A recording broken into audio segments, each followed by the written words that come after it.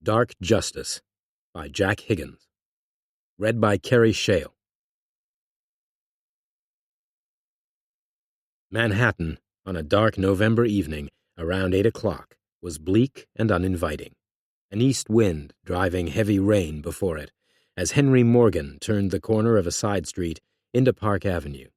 He was a small man, wearing a dark blue uniform and cap, with the legend Icon Security emblazoned on each shoulder. Park Avenue was hardly deserted at that hour, cars swishing by, although there were few pedestrians because of the rain. He'd always loved cities by night, and felt a sudden nostalgia, emotional, of course, and he took a deep breath. After all, he'd come a long way for this, a long way, and here he was at the final end of things. He came to an office building no more than 4 stories high, a building of some distinction, older than the adjacent buildings. There was discreet lighting on the ground floor, and a sign in gold leaf on one of the windows said Gould & Company, Bank Depository. Henry Morgan stepped into the arched entrance and pressed the buzzer for Chesney, only Chesney didn't come. Instead, a large black man wearing the same dark blue uniform appeared and opened the door. "Hey, you're late. Morgan, isn't it?" Morgan stepped inside, a bad start, but he'd have to make the best of it. I'm sorry. I always get Chesney coffee and sandwiches from a place round the corner." He followed the other man through to the reception area. "Where is he?" "His gallbladder's playing up, so they rushed me over from South Street." "What do I call you?" "Smith will do." He sat behind the desk, took out a pack of Marlboros, and lit one. "So you're from London, they tell me." "That's right." Smith nodded. "Anyway, let's see what you got in that bag." Morgan's stomach turned hollow, and he hesitated. Smith reached for the bag. "I'm starving." Morgan hurriedly pulled the bag up, put it on the desk, opened it, produced coffee and sandwiches, and passed them over. What about you?" Smith asked. "I'll have mine later. I'll do the rounds first." "Suit yourself." Smith started to unwrap a sandwich. I'll get started then. I'll just drop my bag in the restroom." He moved to the other end of the foyer and did just that, then called to Smith, "See you later." "Take your time." Smith switched on the television, and Morgan entered the lift and pressed the buttons that took him down to the vault. He checked it thoroughly, giving what he'd put in the coffee time to work, although the effect was almost instantaneous and good for 5 hours, or so they'd told him. When he got back, Smith was slumped across the desk, out completely, the partly drunk coffee cup beside him. Morgan turned to the general security box and switched it off for the entire building. He went along to the washroom, retrieved his bag, got into the lift, and went to the first floor, where he dimmed the lights and walked across to the window looking out over Park Avenue to the splendid townhouse on the other side, its many windows ablaze with lights. Morgan opened the control panel by the window then, whistling softly, put the bag on the table, opened it, and produced an AK-47, unfolded the stock, cocked it, and laid it across the windowsill, checking his watch. It was 20 to 9. Senator Black would be bringing his honored guest back to the house for dinner at 9 o'clock. Morgan took a pack of cigarettes from his pocket, lit one, and sat there at the open window, cradling the AK-47 with every intention of shooting the President of the United States dead the moment he stepped out on the pavement. Suddenly, he heard the sound of the lift in operation below. For a moment he froze in a kind of panic, then jumped to his feet and turned to face the lift. It stopped, and Smith stepped out, followed by a tall, handsome man of 50 or so. "Why, Henry, what's all this? I didn't see anything about it in the job description." There was a pause, and the other man said, "Mr. Morgan, my name is Blake Johnson. I work for the President of the United States. This gentleman is Clancy Smith of the Secret Service. I regret to tell you that the President isn't coming tonight. So sorry." He stepped forward, and in a single motion Morgan raised the AK and fired at point-blank range, but only the rattle of the bolt sounded. Smith said, "Oh, I forgot to mention, I emptied it when you went down to the vault. And by the way, I never accept coffee from strangers." Morgan dropped the AK to the floor with a look of despair on his face. Johnson almost felt sorry for him. "Hell, man, we got Saddam Hussein. Did you really think you could pull this off? Anything to say?" "Yes," Morgan said. "Beware the wrath of Allah." He seemed to bite hard, his jaw tightening. Then he staggered and fell to the floor, moaning terribly, his face contorted. There was a strange, pungent smell as Smith dropped to one knee and peered closely at him. He glanced up. "I don't know what in the hell that smell is, but this guy is dead." In London, it was 4 o'clock in the morning when the security phone rang at General Charles Ferguson's flat in Cavendish Place. He switched on the bedside light and answered. "Such an appalling hour. I can only assume this is of supreme importance." "It always is when it concerns the Empire, Charles." It was the code word used to indicate the president was in danger. Ferguson was fully alert now and sat up. "Blake, my good friend, what happened?" "Your information on Henry Morgan was dead on. He tried to hit the president tonight, but Clancy and I stopped him. Unfortunately, he had a cyanide tooth, so he's no longer with us." "Is the president all right?" "Absolutely. As for Morgan, what's left of him will soon be 6 pounds of grey ash." "You're a hard man, Blake." "It's the nature of the job, Charles, and the bastard did intend to assassinate the president. Anyway, thanks to you and the rest of the Prime Minister's private army, it's all come out fine. Thank them all for me. Hannah Bernstein, Sean Dillon, and Major Roper." "Especially Roper on this one. The man's a genius on the computer." "Gotta run, Charles. I'll be in touch." Some hours later, in Washington, the president's secretary admitted Blake and Clancy to the Oval Office, where they found Jake Cazalet in shirt-sleeves at the desk. Working his way through a raft of documents, he glanced up, smiled. "The return of the heroes. Have you eaten?"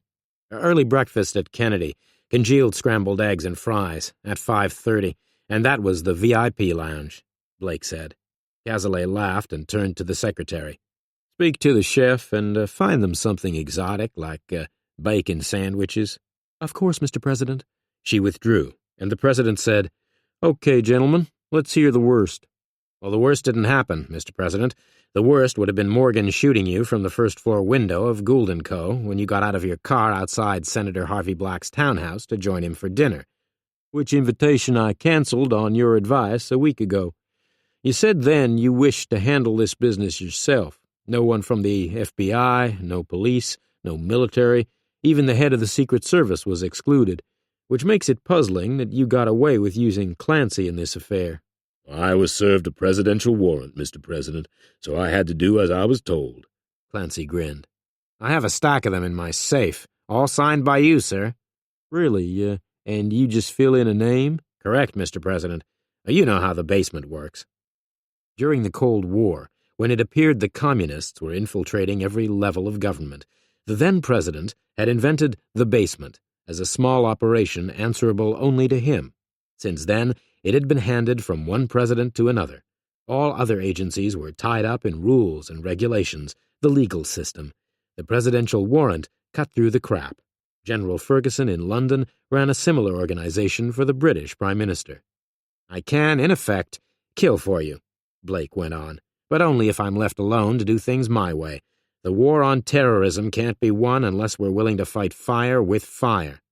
"Okay, so tell me about this Morgan business. You said you didn't want me to know too many details before, so tell me now." "It was Major Roper who came up with it." "Yes, I know about him, the bomb disposal hero who ended up in a wheelchair." "And made a new career for himself in computers. Anything you want in cyberspace, Roper can find it for you. But his great gift is developing new programs in which millions of facts can be overviewed in seconds. Take your evening out with Senator Black. The computer imaged that townhouse on Park Avenue, the surrounding properties. He then tapped into every detail about the buildings, what was going on there, the personnel involved, and so on. His programs can show given nationalities, religious backgrounds, family, anything you want, and all at lightning speed. They also indicate anomalies. That means his computer is thinking for itself and making deductions, but doing it at a speed beyond human comprehension. Anyway, the computer threw up the nationalities of the people working in the area of Black's townhouse. Some of them were English, and Roper cross-referenced the identities, passports, birthplaces, and religions.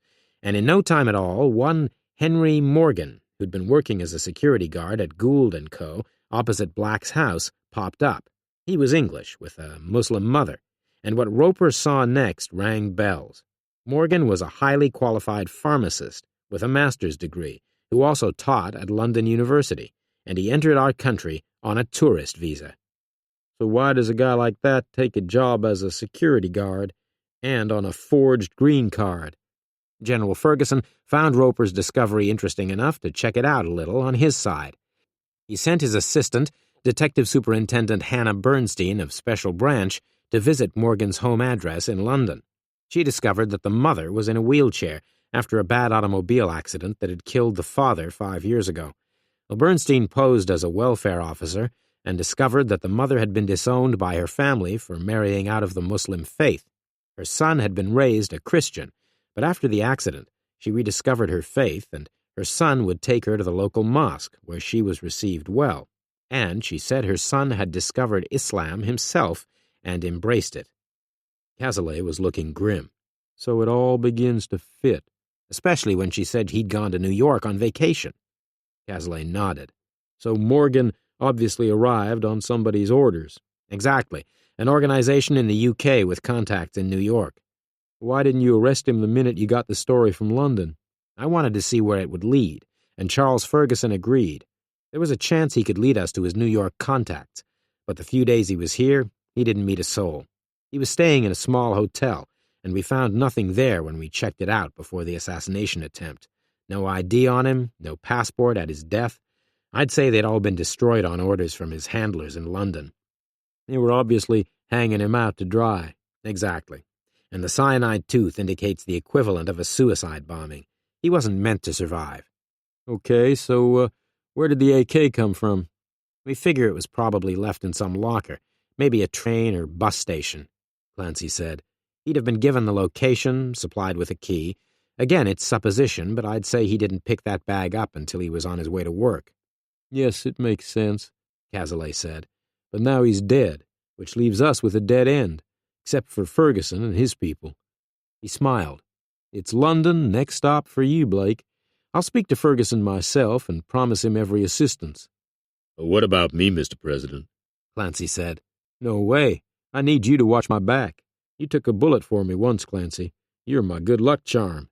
As you wish, Mr. President. Blake said, I'd like to keep a low profile on this one. I'll fly over in one of our private planes, with your permission, and use Farley Field outside London, Ferguson's base for special operations. By all means, and, Blake, Mr. President, take them down. Whoever they are, take them down.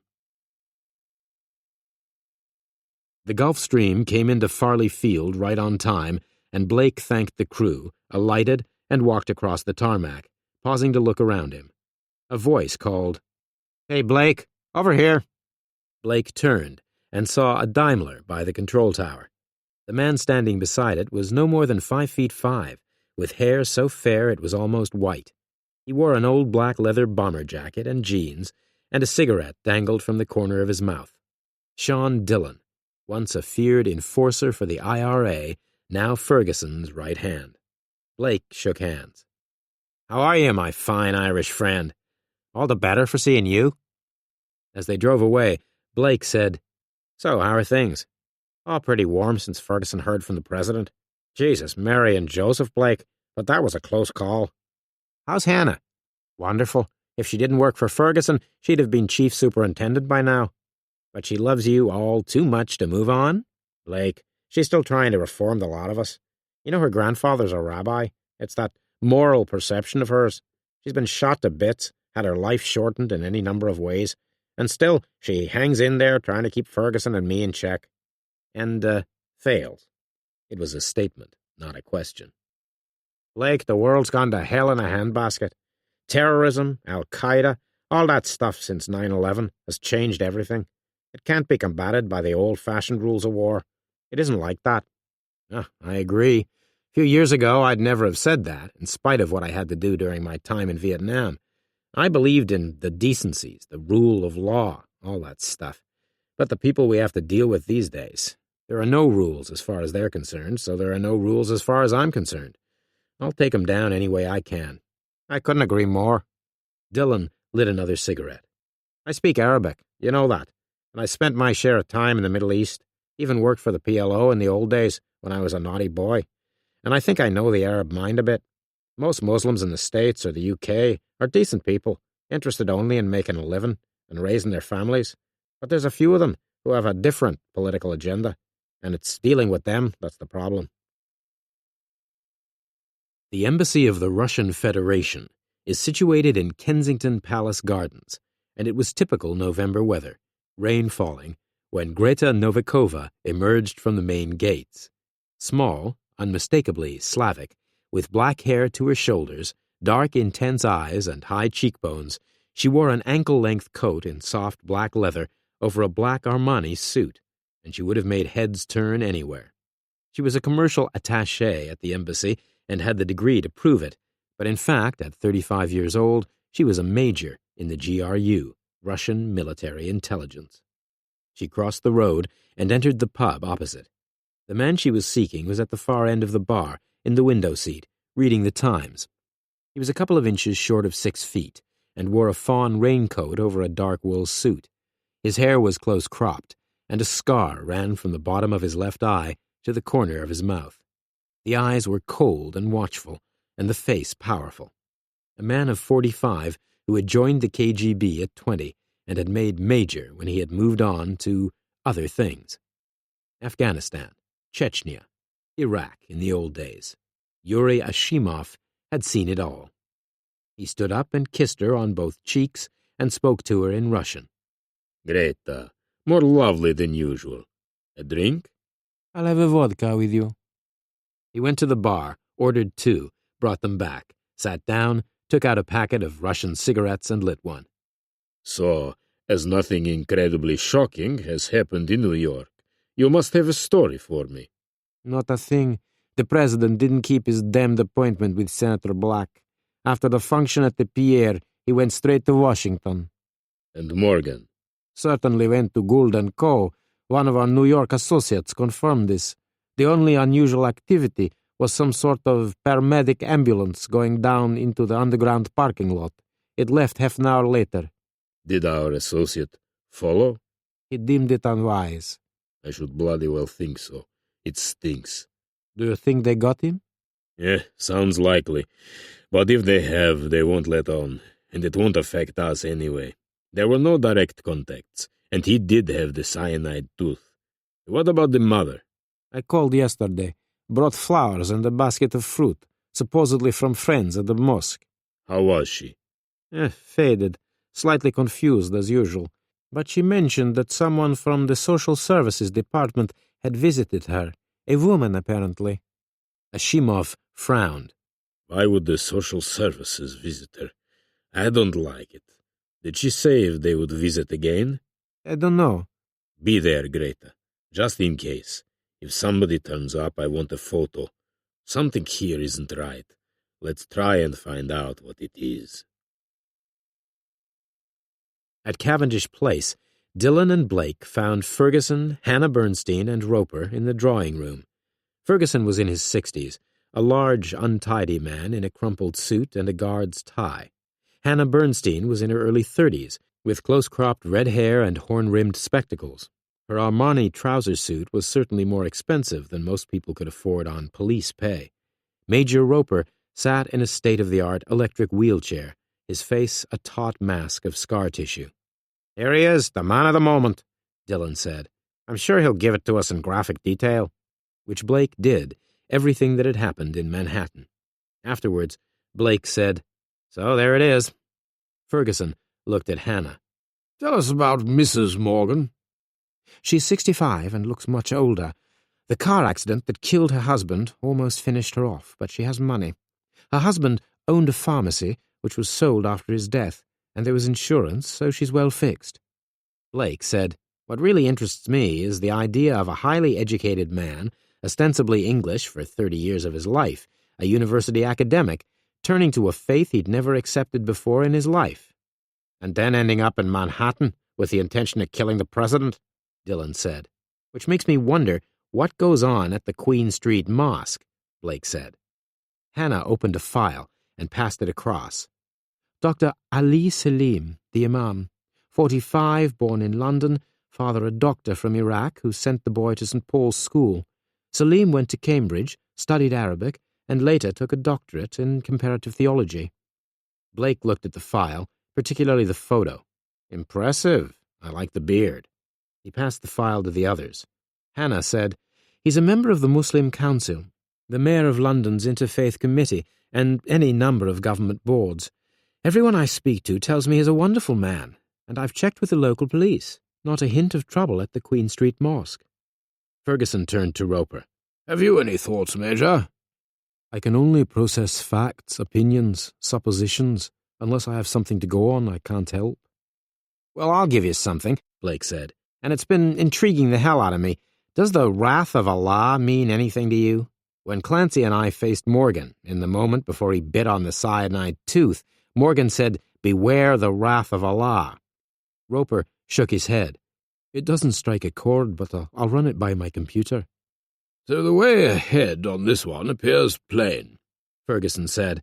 I think you, Superintendent, should have another word with Mrs. Morgan in your guise as a social worker. That's a difficult one, sir. I mean, her son is dead, and she doesn't even know it. Which can't be helped, Superintendent. And when one considers the gravity of the deed Morgan was trying to commit, I feel that any means that will help us to reach an explanation would be justified. See to it, and use Dillon as backup. He turned to Blake. We'll drop Roper off at his house, and you and I can continue to the Ministry of Defence, where I'll show you everything we have on Muslim activity in the UK. That suits me fine, Blake said. Ferguson turned to the others. All right, people, there's work to be done. Let's get to it. Greta Novikova sat looking along the street to the grocery shop on the corner opposite the river. It started to rain as a red Mini drew up opposite, and Hannah Bernstein and Sean Dillon got out. Hannah pressed the bell, and they waited. Finally, they heard the sounds of movement. The door was opened on a chain, and Mrs. Morgan peered out. She had a long scarf wrapped around her head, the chador worn by most Muslim women. The voice was almost a whisper. What do you want? It's Miss Bernstein from Social Services. I thought I'd call again. Oh, yes. This is Mr. Dillon, my supervisor. May we come in? The door closed while she disengaged the chain, then opened again. When they entered, she had turned to precede them in the wheelchair. All this, Greta Novikova had captured on her camera. In the small sitting room, Hannah said, I just thought I'd check on you, Mrs. Morgan, as we happened to be passing. Dillon, more direct, said, Your son is in New York, I understand, Mrs. Morgan. Have you heard from him? Her voice was muted. Oh, he'll be too busy. I'm sure he'll phone when he's got time. Hannah glared at Dillon. He nodded, and she carried on reluctantly. Have you seen Dr. Salim lately? Oh, yes, at the mosque. When my son's away, Dr. Salim sends a young man to wheel me along to Queen Street. He's been very good, Dr. Salim, helping us so much, helping me and my Henry to discover our faith. He's called around 2-3 times since Henry's been away, with his friend. There was a pause, her breathing heavy. Dillon said, And who was that? Oh, I can't remember his name. Russian, I think. He had a terrible scar, right down from his eye to the corner of his mouth. Dillon said sternly in Arabic, Have you told me everything, old woman? You swear to this, as Allah commands? She looked fearful, and replied in Arabic, There is no more. I don't know his name. My son said he was a Russian friend. That's all I know. Hannah said, I don't know what you're saying, Dillon, but leave it. She's frightened. Dillon smiled, suddenly looking devastatingly charming, and kissed Mrs. Morgan on the forehead. There you are, my love. Once outside, he nodded to the corner shop at the end of the street. Let's have a word down there. The Russian gentleman with the scar interests me. Maybe he's been in. They walked down the pavement towards the shop, and behind them, Greta Novikova drove away. The shop, with the name Patel on the window, was neat and orderly, and the Indian behind the counter glanced up, smiling, looked them over, and stopped smiling. Can I help? Hannah produced her warrant card. Detective Superintendent Bernstein, Special Branch. Mr. Dillon is a colleague. We're pursuing inquiries which involve a Mrs. Morgan who lives up the street. You know her?" "Of course I do." "Her son's away. New York, I understand." "Yes, she did tell me that." "Mr. Patel, Mrs. Morgan is friendly with a Dr. Ali Salim. You know who he is?" Patel's face slipped. "Yes, I do." "And you don't like him?" Dillon smiled. "A Hindu-Muslim thing? Well, never mind. Sometimes when he sees Mrs. Morgan, he has a friend with him. Bad scar from his eye to his mouth. She thinks he's Russian." "Oh, yes, he is. He's called in to buy cigarettes. Salim calls him Yuri. They were in yesterday." Hannah glanced up at the security camera. "Was that working?" He nodded. "I was busy, so when the tape stopped, I didn't run it back. I took it out and put a fresh tape in." "Good. I'm sure you have a television in the back room. Get us the tape. We'll run it back." Patel closed the shop and ran the tape through for them. Finally, he stopped. "There they are. And I've remembered something else," Patel said. "One day, he was on his own, and his mobile rang, and he said, 'Ashimov here.'" "Good man yourself," Dillon said. "You've helped enormously." Patel hesitated. Look, is Mrs. Morgan in trouble? I mean, she's not fit to be out, but she's nice enough." Dillon patted him on the shoulder. "Don't worry, old son. We're the good guys." They went out. "Yuri Ashimov," Hannah said. "Interesting." "Let's go and see what Roper makes of it," Dillon suggested. At Monk Street, Greta linked her digital camera to Ashimov's television and ran the photos of Dillon and Hannah. Ashimov swore softly. My God, Greta, you're onto something here. Have you heard of General Charles Ferguson? "Of course I have. He runs that special intelligence outfit for the Prime Minister." Ashimov pointed to the last picture on the screen. That's Detective Superintendent Hannah Bernstein, Ferguson's assistant. And this gentleman is special. Sean Dillon, Ferguson's strong right hand, and once the Provisional IRA's top enforcer. "And now he works for the Prime Minister? That's unbelievable." "Well, it's typically British. Now, with Ferguson's outfit checking Mrs. Morgan, whose son was supposed to have a go at President Jake Cazalet in New York and has now disappeared, or so it would seem. Would you say the appearance of Dillon and Bernstein at her front door was a coincidence?" "Not for a moment. What do you intend to do?" "I'll alert Dr. Ali Salim, naturally. We'll take it from there. I'll show them the photos." "And Bielov?" He left this sort of thing in my hands. He's not involved, Greta, my love. You must understand. He's too important. As regards operations at what you might call the coal face, I am in charge." He smiled and kissed her on the cheek. "Trust me." Soon after, he was standing by an old jetty round the corner from the Queen Street Mosque. He leaned on a rail, smoking a cigarette, enjoying the landscape, the views, the boats passing. Dr. Ali Salim appeared after a while, a handsome bearded man wearing a Burberry raincoat, an umbrella guarding him from the rain. "Yuri, my friend," he smiled. "You said it was urgent. Why not call at my office at the mosque?" "Not again," Ashimov told him. "I've got news for you. Our friend Morgan's trip to New York would seem to have disappeared into a black hole." Ashimov went through everything he knew, and Salim said, "We can't be certain he made a bad end. That's supposition, surely." "Ali, my friend, if Ferguson's lot are involved, then the end is as certain as the coffin lid closing." "So what about Mrs. Morgan?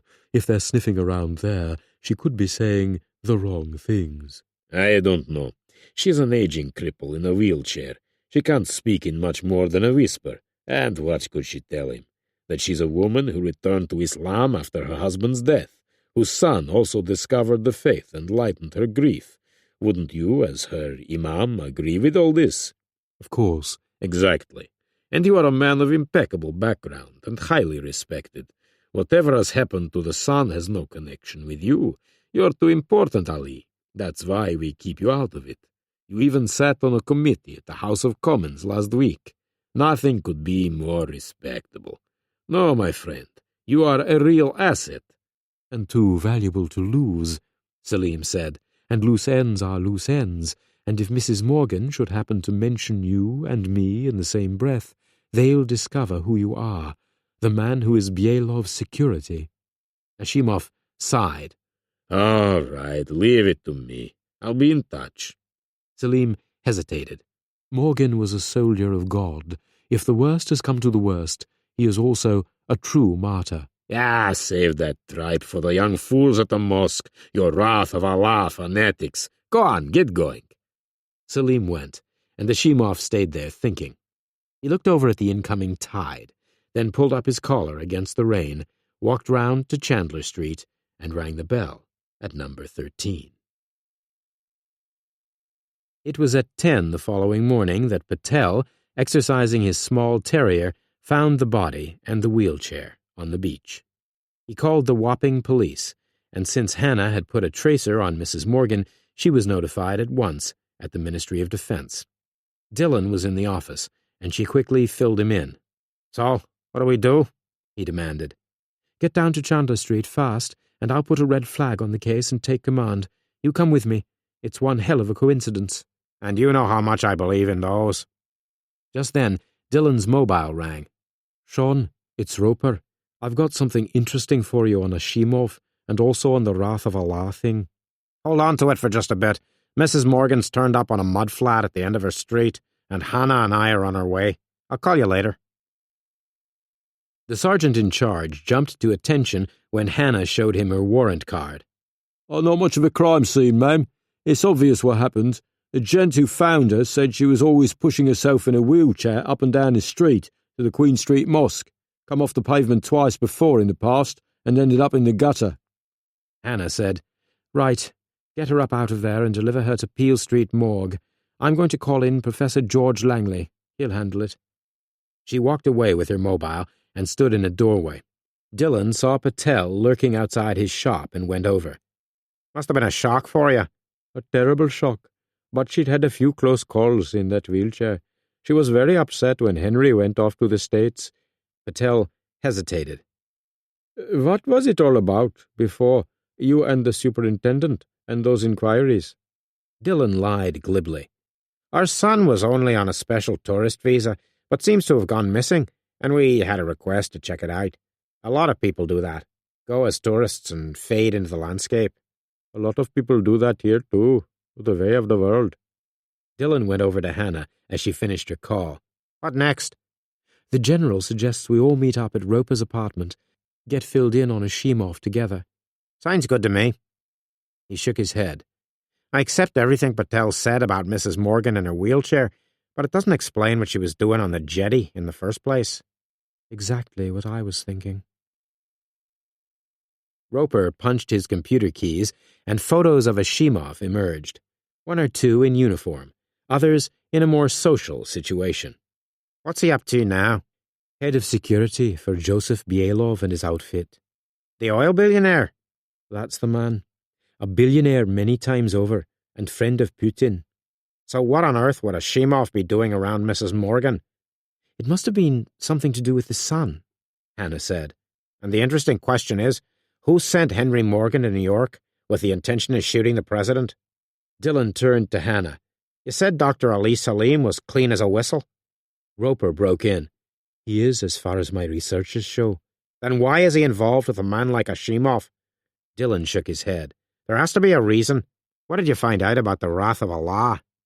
"It was an Arab militant group some years ago, during the civil war in Lebanon. With the end of that war, it seemed to disappear from view.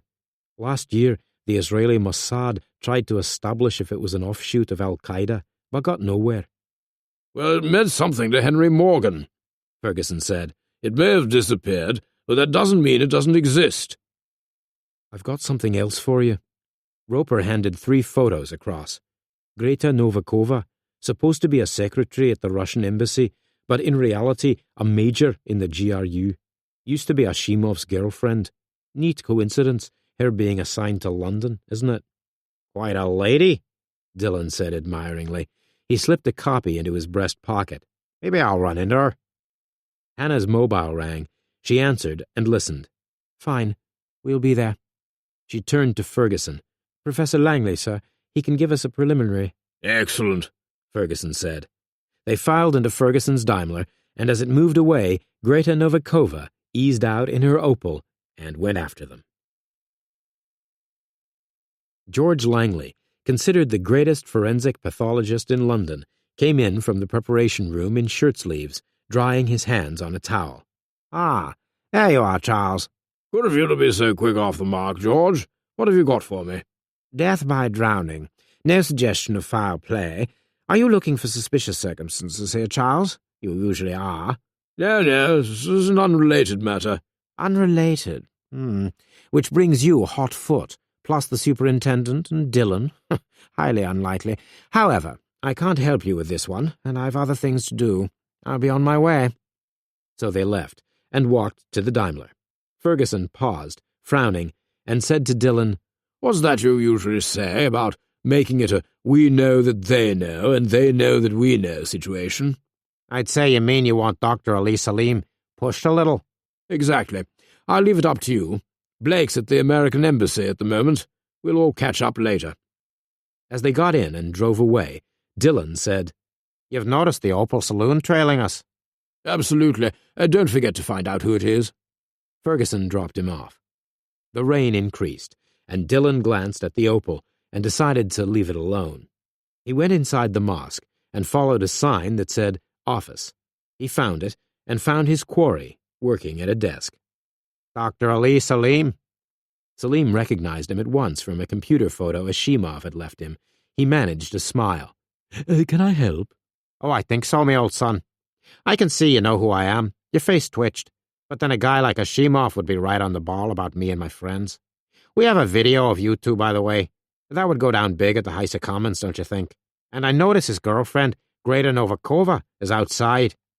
"I don't know what you're talking about."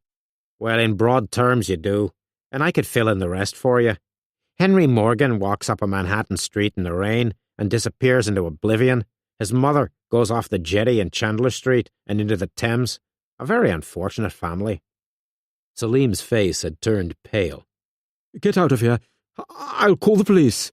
"Oh, I don't think you will. Say your prayers, son. You're going to need 'em. Oh, and good luck with the wrath of Allah." It was a long shot, but the shock in Salim's face was obvious. Dillon went out, and Greta Novikova was badly caught out when he crossed the street quickly, opened the passenger door of her Opel, and got in. "Now, look here," she started to say. "Oh, cut it out, girl. I know who you are, and you know who I am. Let's go." "Go? Where to?"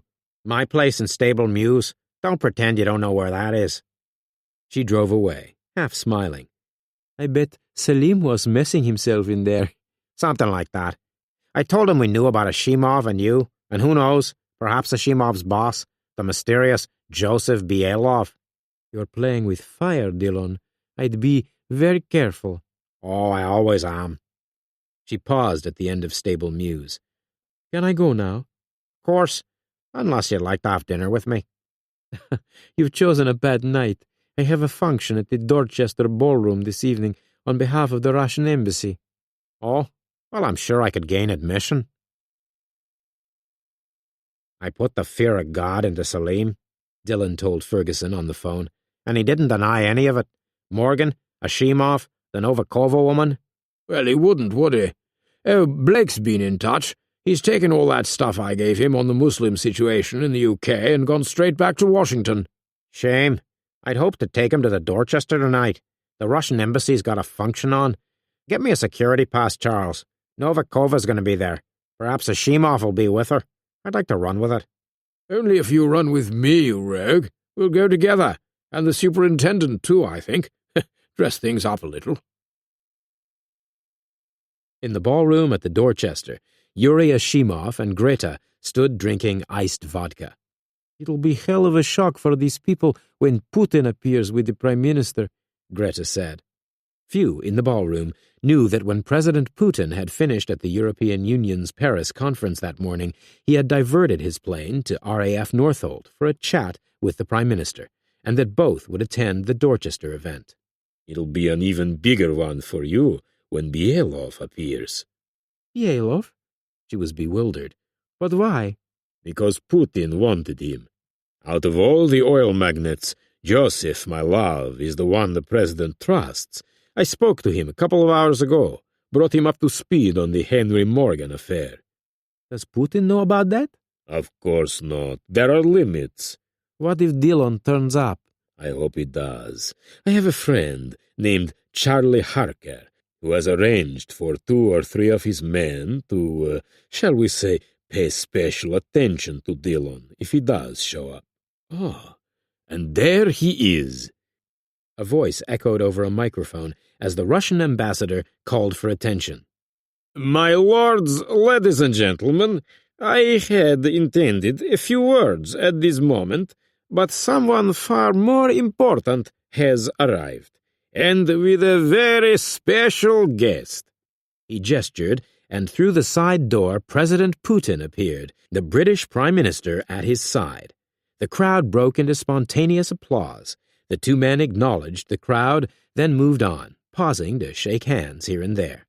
They were followed by several men, obviously security, but not all. "The man on the left," Ferguson said. 60ish, steel-rimmed glasses, cropped hair, Joseph Bielov. Putin was listening as Bielov whispered, "The man standing over there with the woman and the small man with very fair hair. His name is Ferguson.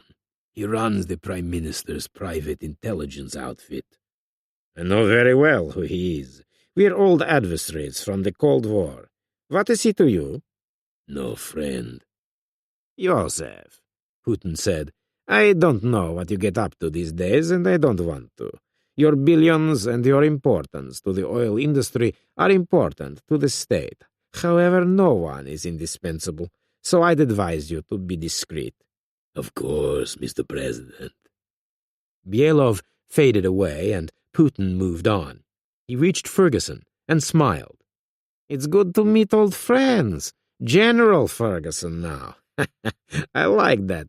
You at last outrank me." "Yes, I believe so, Colonel." Putin smiled and held out his hand, which Ferguson took. "I am glad you remembered." "That we swapped shots?" Putin shrugged. "A long time ago." "Yes, sir." Putin turned to walk away, then paused and turned back. "And, Charles?" "Sir." "I'd take care if I were you. Great care." "Oh, I will, sir. You may depend upon it." Putin moved on. "What was all that about, sir?" Hannah asked. "It was as if he was warning you." "Yes, Superintendent, I do believe he was. Now, where's Bielov gone?" "Over by the bar with Ashimov and Greta Novikova." "Well, let's join them. Could be interesting." "They're coming," Ashimov said. "Perhaps you'd better go." "Why on earth should I?" Bielov said. "This champagne is so good, I'd like another glass." He turned and smiled. "General Ferguson, a long overdue pleasure." "Oh, I doubt that," Ferguson said. "I think you know who my friends are.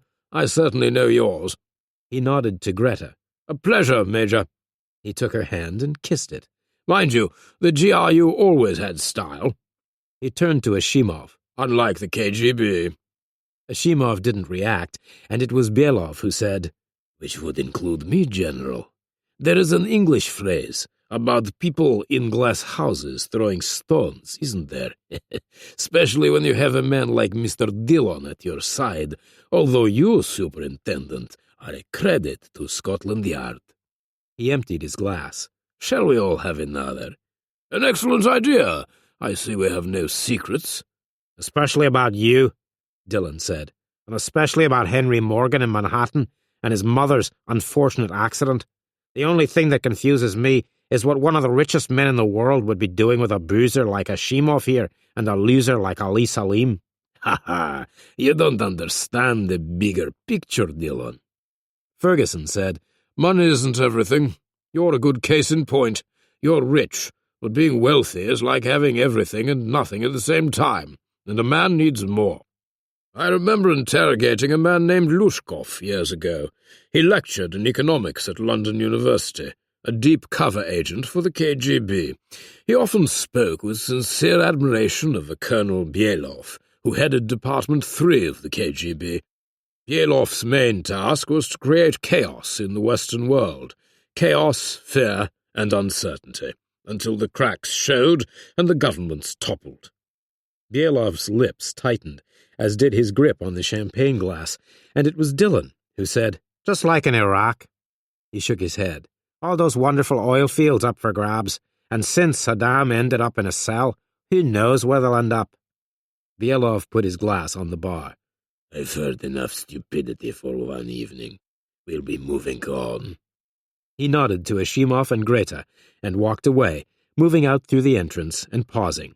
Ashimov waved for the limousine. "I'm sorry, Joseph." "Then do something about it. Our future in Iraq and Southern Arabia is on the line. Where Ferguson and his people are concerned, I give you a free hand." "I've got something special lined up for Dillon tonight." "Good. Just get on with it. I'll be at the Rashid house on South Audley Street for the next 3 days. Then I'm flying to the castle." "And then Iraq?" "No, Moscow. I've got to keep the president on our side." The limousine drove away, and Greta said, "The castle?" "Drumore Place. It's in County Louth, in the Irish Republic. His latest acquisition. One advantage for him is that in that area the IRA has no idea that the war is over, especially the local commander, one Dermot Kelly. The locals have embraced Bielov like one of their own." "And you? Do they embrace you as well?" "Of course. My natural charm." She smiled. "Now what?" "Now I'll give you a nice dinner." "And Dillon?" "Oh, he'll be well taken care of." He waved for a passing taxi. At the bar, at the Dorchester ballroom, they were finishing the champagne. Hannah said, "You were a bit heavy, sir." "Oh, I intended to be. Now we all know where we are, which is how I prefer it. On our way, then." It had started to rain slightly when they went out on the pavement, and the Daimler coasted in. "I'll drop you off," Ferguson said. "Not me, if you don't mind. I feel like a walk." "In the rain, dear boy?" Ferguson opened the door for Hannah. "Take care, you rogue, and stay out of trouble." "Always do, General." Dillon watched the Daimler drive off, then walked away, his collar up against the rain, in the general direction of Shepherd's Market. That he was being followed had been obvious since leaving the ballroom. 2 men, one in a reefer coat and knitted cap, the other in an anorak and baseball cap. They'd stuck out like a sore thumb among the kind of people leaving the Dorchester. Just before reaching Shepherd's Market, he paused on a corner to light a cigarette, then turned into a narrow side street of old townhouses, fronted by Victorian spiked railings, with steps leading down to basement areas. He quickened his pace, then dashed down a flight of steps and waited in the darkness. There was a sound of running steps. A voice said, "Where's he gone, for Christ's sake?" Dillon came up the steps and stood behind them, hands in the pockets of his raincoat. "So there you are, lads. I was beginning to give up on you." "Why, you little squirt!" The man in the reefer coat turned to his friend. "Leave this to me." He took a length of lead pipe from one pocket. Dillon said, "Very old-fashioned." "Is that so?" The man made a sudden rush, arm raised to strike down. Dillon swayed to one side, stamped against the side of one of the man's knees so that he lurched past him head down, and Dillon put a foot to his backside and sent him head first down the steps to the basement. The man in the baseball cap took a knife from his pocket and sprang the blade. "You little bastard! I'll show ya!" The knife swung.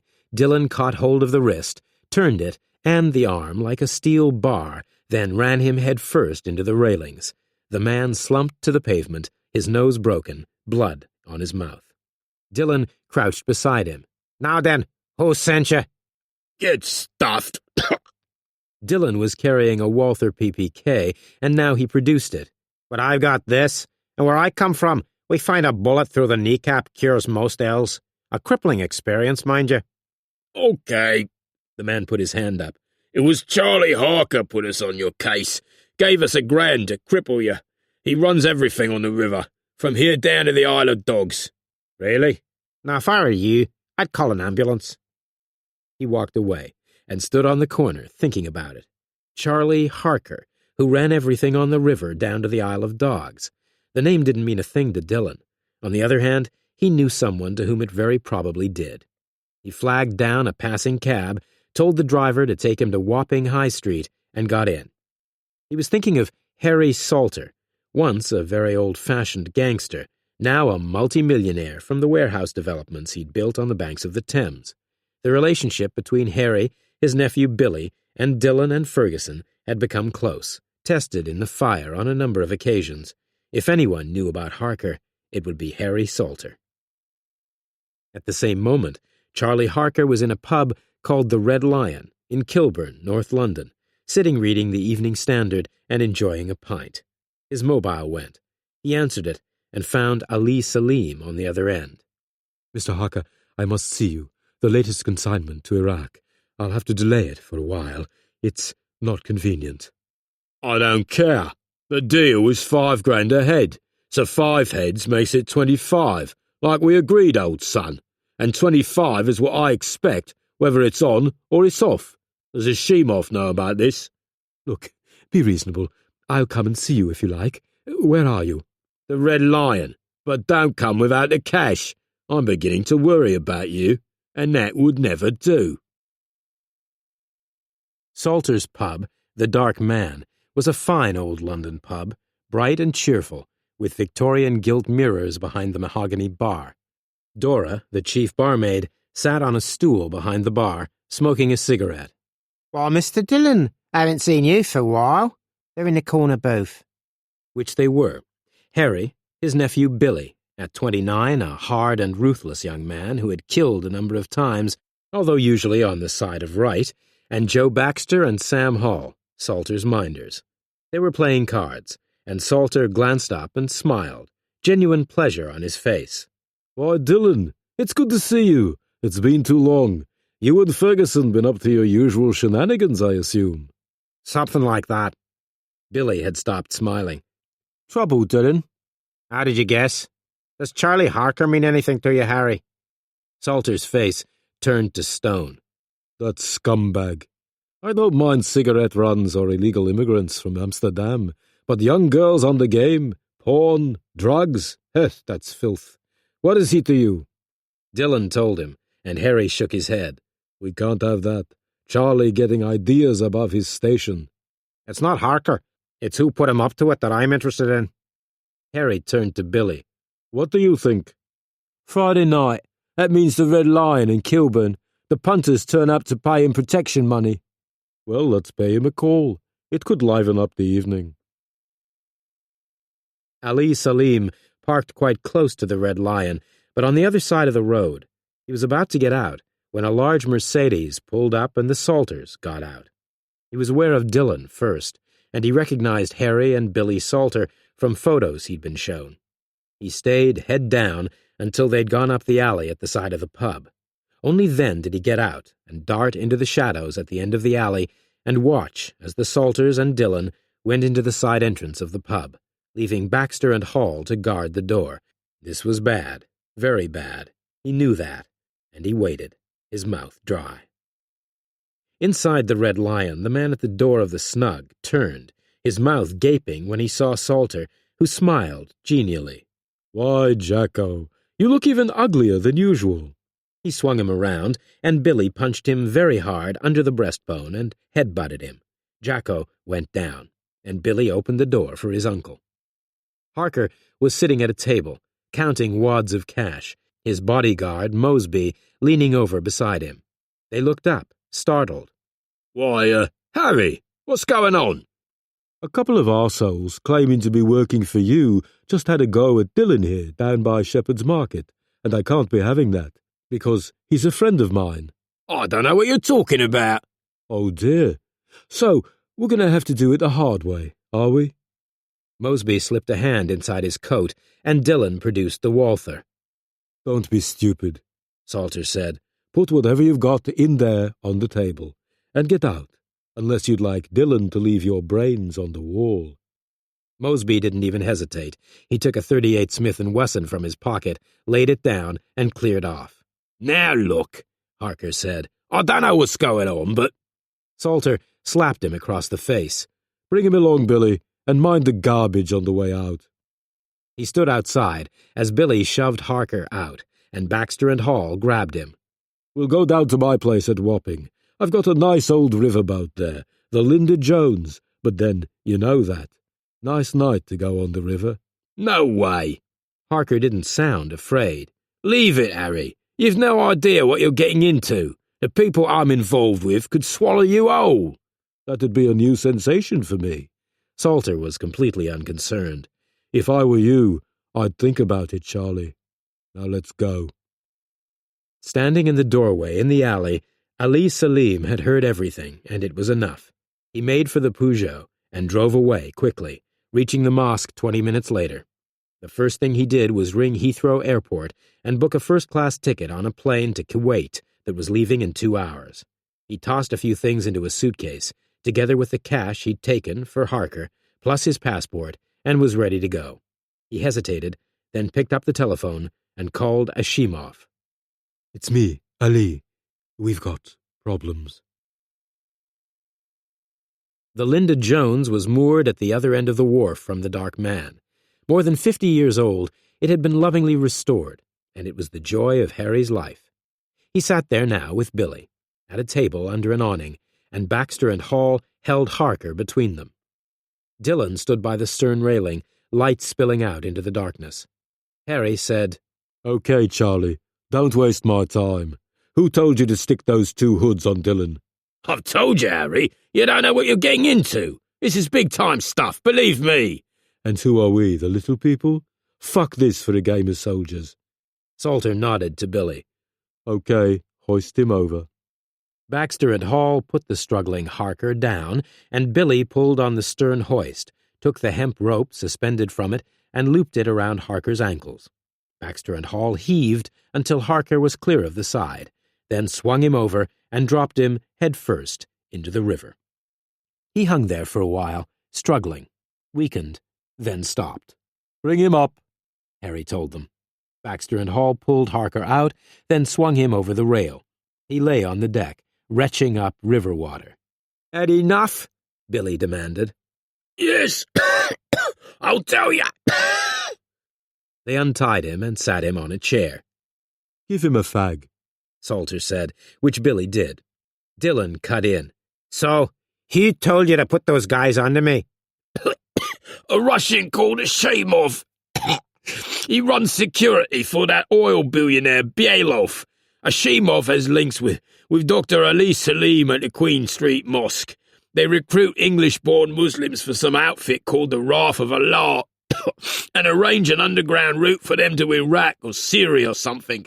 They use one of my boats to Amsterdam, then go on to Kuwait on false passports.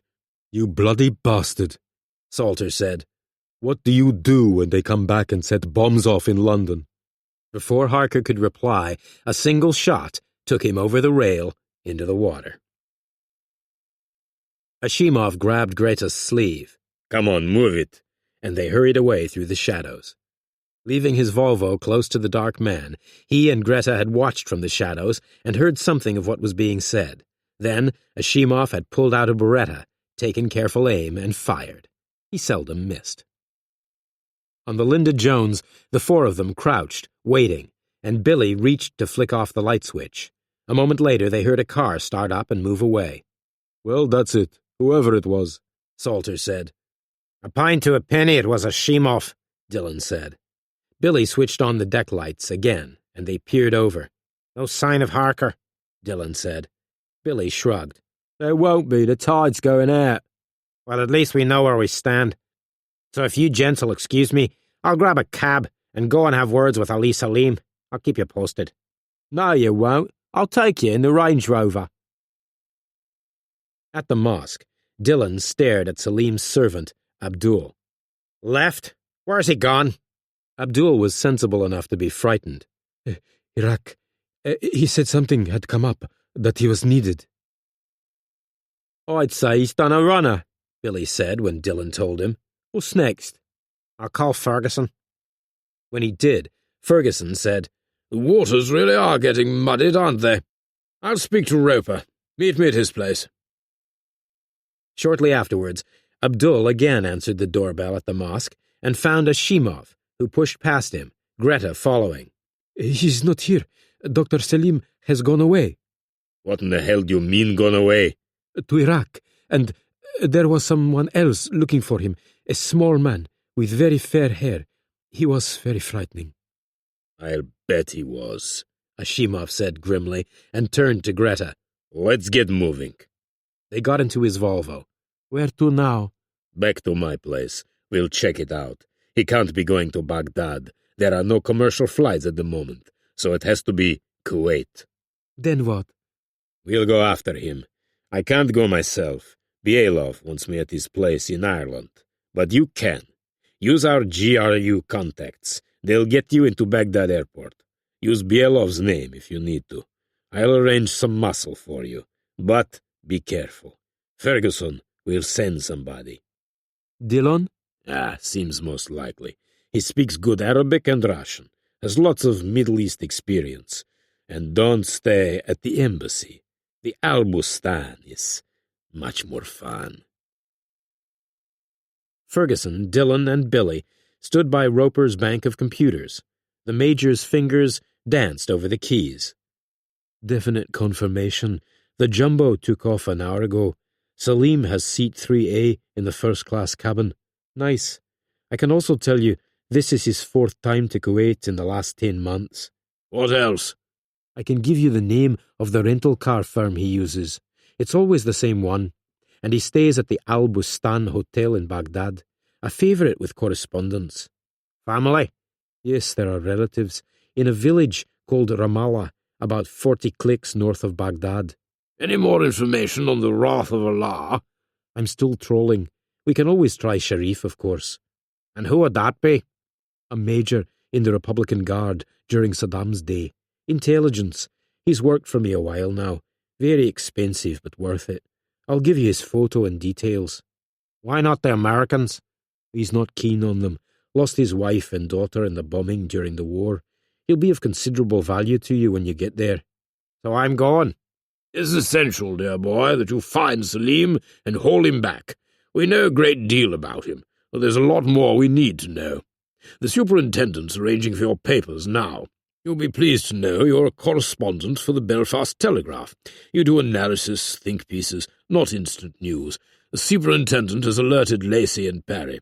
We'll use the Citation XL. It's RAF. It can land at Baghdad, even though commercial planes are grounded. Sharif's arranging for you to stay at the Al-Bustan.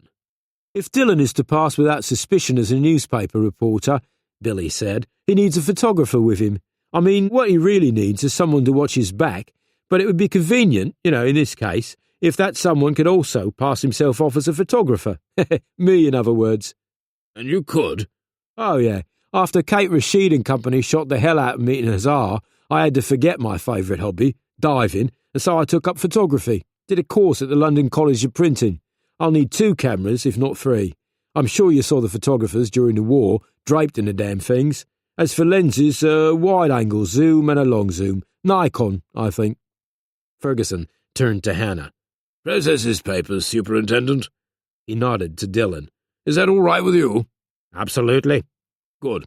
Now, since you're going in with the RAF, there won't be any problems over weapons. He said to Roper, Have you got the Bielov report ready? Right here. Roper pushed 5 copies over. Excellent.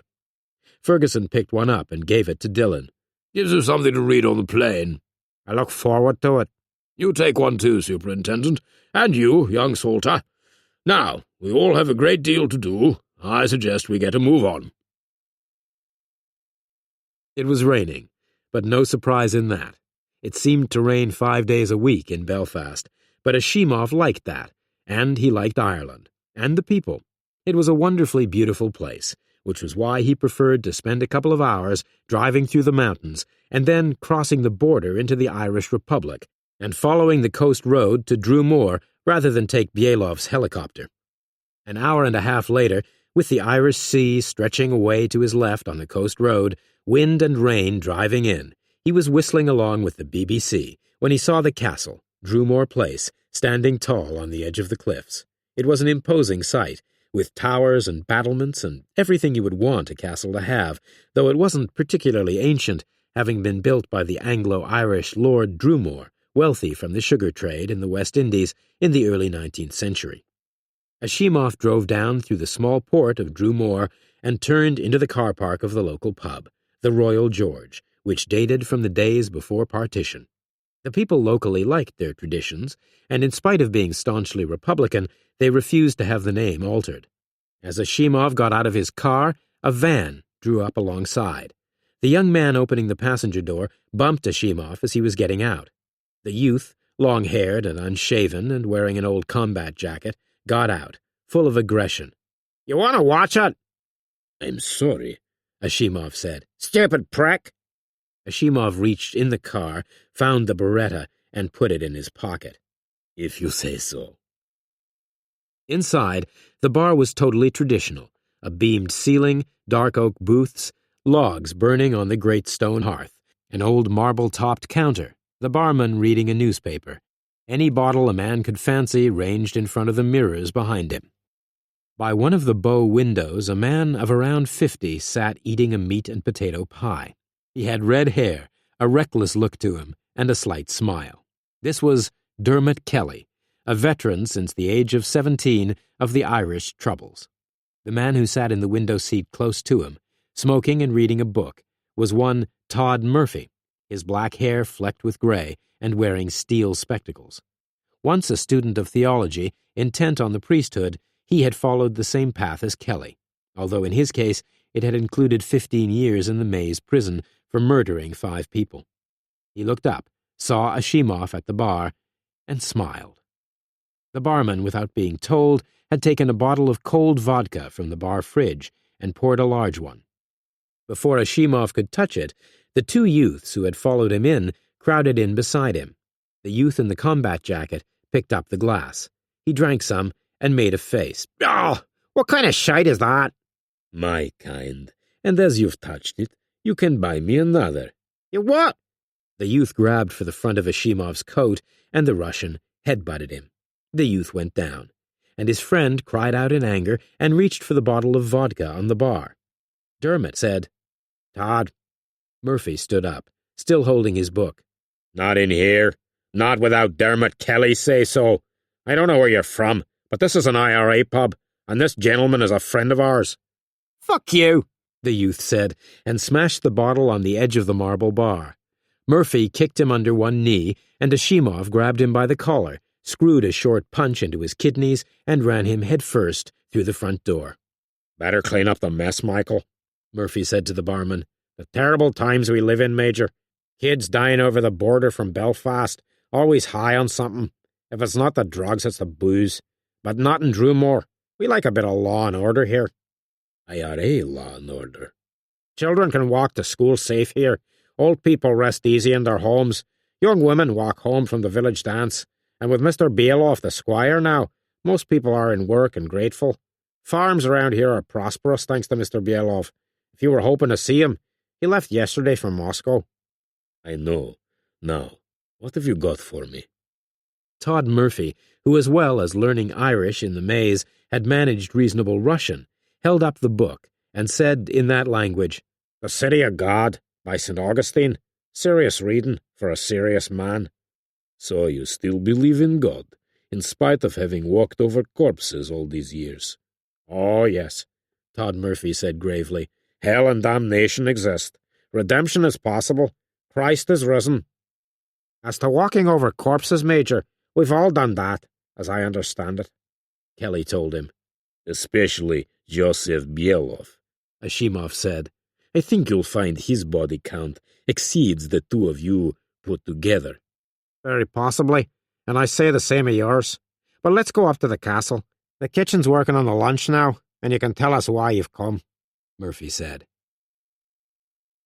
What do you know about a man named Sean Dillon? Ashimov asked a short time later. Todd Murphy was astonished. "Sean, what in the hell is he to you?" Dermot Kelly laughed out loud, and Ashimov said, What is this? It sounds as if he's some kind of friend. "Ah, Major, Sean was more than a friend. He was the best. A true comrade, Kelly said. We were on the run from Brit paratroopers in the sewers of Derry on one famous occasion. I took a bullet in the shoulder, but I could keep going. Todd here got one in the leg and fell by the wayside. When Sean found out, he went back for him.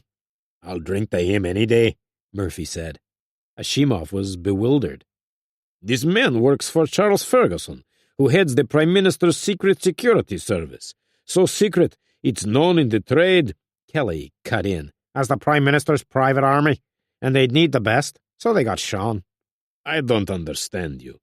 You'd need to be Irish to understand this, Major, and it's got nothing to do with religion. Sean Dillon is the best. They couldn't touch his collar for years, not the RUC, not the British Army. Do you know how he ended up working for Ferguson? During the Serb War, he was flying medical supplies in for children, and the Serbs caught him. That's what's called a good deed in a naughty world, Todd Murphy said. He was faced with a firing squad, and Ferguson saved his skin, wiped his slate clean, and in return, Sean became his enforcer. We all know the story. And you don't mind? He was a comrade, the best. So why do you want to know about him?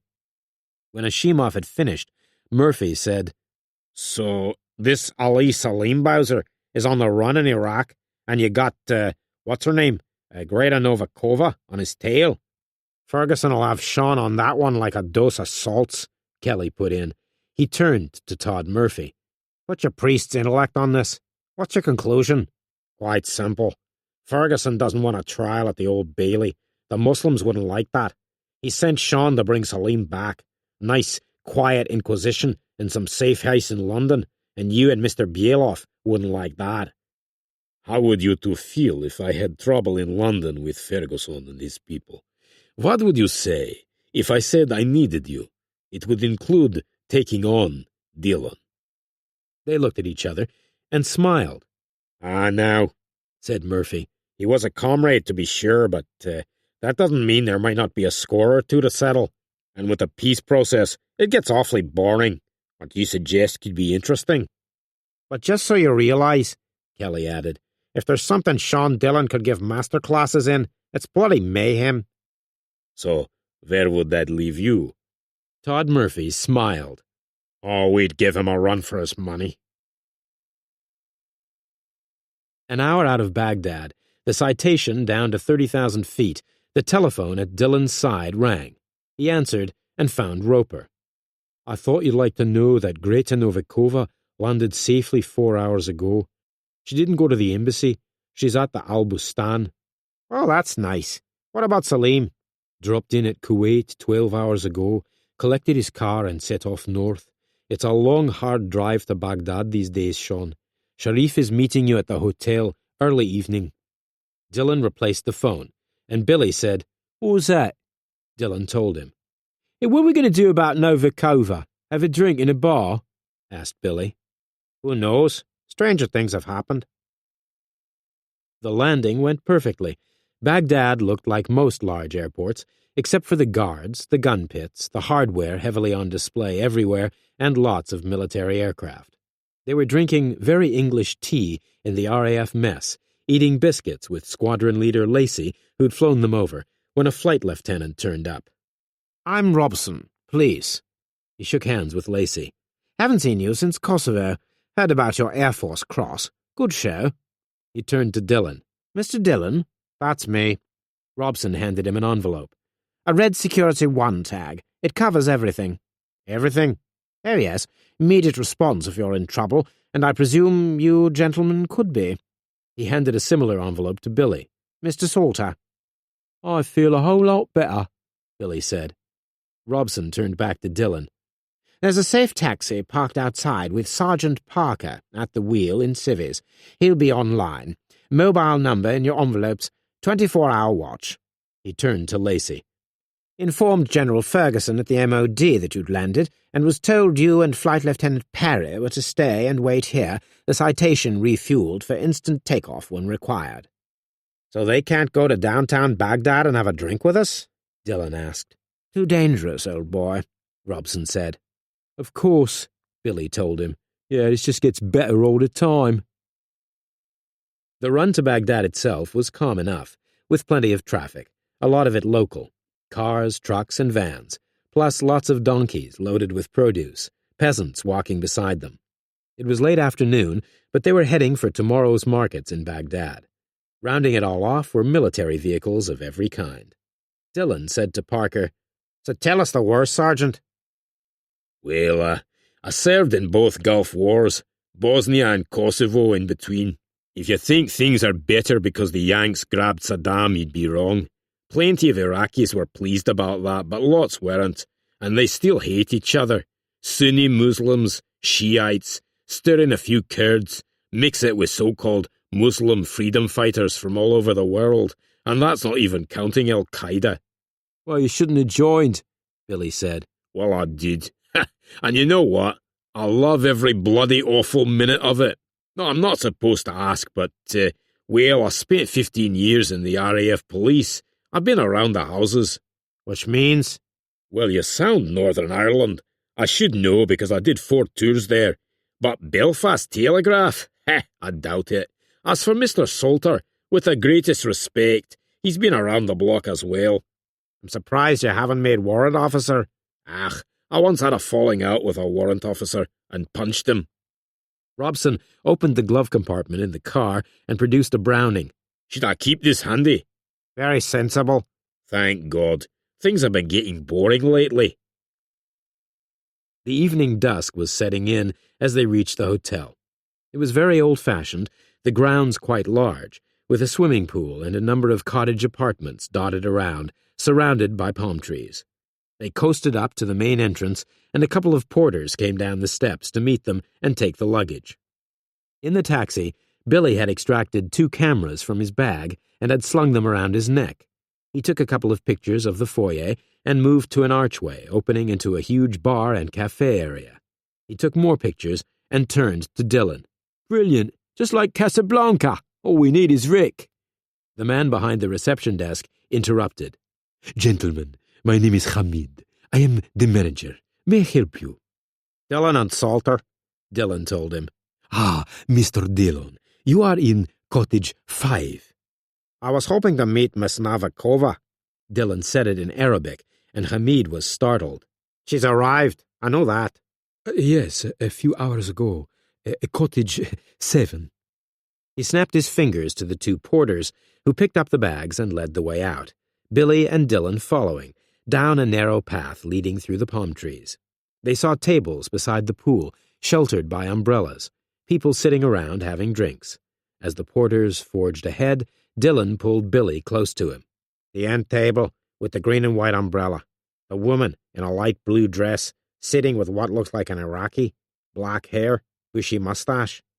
Yeah. That's Greta Novikova. And the guy? Sharif. I've seen his photo. Keep moving. They passed on, following the porters to the cottage. So what do we do? Billy asked. Unpack, have a shower, you can go second, and speak to Sharif when he turns up. After that, venture out into the bar, and who knows, we might just bump into Novikova. Billy smiled. Harry's right, you are a sod. Towards the end of her flight, Greta had received a call from Ashimov. It's just as I thought. Dillon's on his way to Baghdad too. I've even got his estimated time of arrival. And I've arranged for 2 mercenary friends of mine in Baghdad, Igor Zorin and Boris Makiv, to handle the dirty work. Are they good?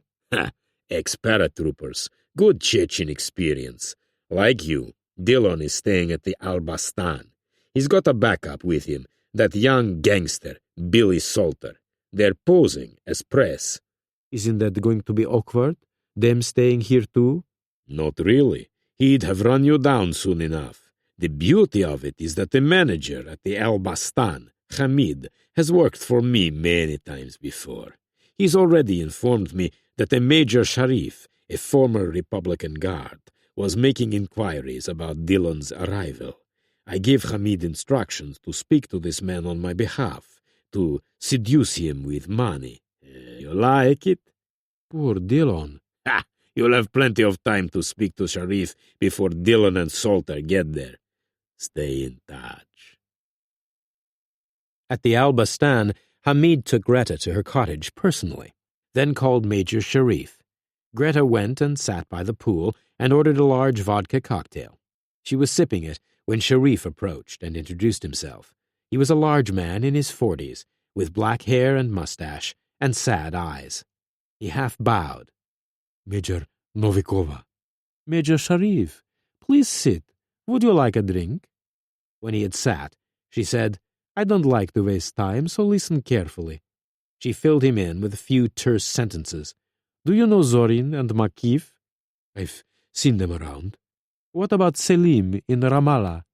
I've already made inquiries. His great-uncle is expecting him tonight. Tell Dillon he's arriving tomorrow. We'll meet here later with Makif and Zorin. And let's be clear, Ferguson may pay you well, but if you want top dollar, Joseph Bielov pays more. In case you were wondering. Showered and changed, Dillon went through the hardware bag, found a Walther, checked it out, and slipped it into his right jacket pocket. He went out on the terrace and lit a cigarette. Billy joined him. I'm hungry. When do we eat? At that moment, Sharif came along the path, through the palm trees. Mr. Dillon, I'm Major Sharif. You arrived early. Sorry I wasn't here. Dillon put a hand on Billy's shoulder. That's okay. No big deal, was it, Billy? Billy responded well. Oh, hell no. He held out his hand. Good to meet ya. Dillon said, There's one thing straight away. I've heard from London that Greta Novikova is staying here. Ah, yes, I've only just heard that myself. I've just checked in for the night, and the manager told me. We have an arrangement. He does me favors. But, you wouldn't know her? No, I don't think she's worked in Baghdad before. I see. So what about Salim? Is he turning up here? Yes, well, he would have booked ahead, and he hasn't. I expect he's still driving up from Kuwait, and I think he'll go straight to his uncle's place in Ramala. He'll probably arrive tomorrow, but I'll have better information later. Dillon smiled. No, me old son. And he nodded to Billy, who took out a Walther and stood with his back to the door. I think you got better information now. Sharif knew a real pro when he saw one and sighed heavily, not even angry. There was a kind of resignation to him. Could I have a drink, Mr. Dillon?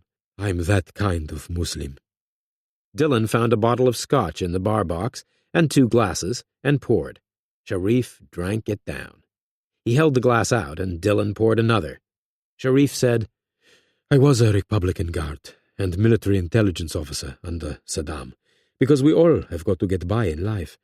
But then I lost my wife and daughter in the bombing, and that was the war. So fuck Saddam, and fuck all of you, the Americans, the Brits, and now the Russians, for ruining my country. I appreciate the point. Dillon toasted him. As it happens, I'm IRA Irish, so I can be your worst nightmare. With the credentials I've got, I could turn you into the Yanks, and I'm sure they'd like to have you. And the alternative? Work with us, and I'll guarantee that Ferguson will pay you as agreed and give you a clean slate. Sharif was astounded. Can this be true? He turned to Billy, who shrugged. Don't look at me. I just kill people when he tells me to. Oh, the world's gone crazy. So they tell me. Are you in or out? I'm in. Good man.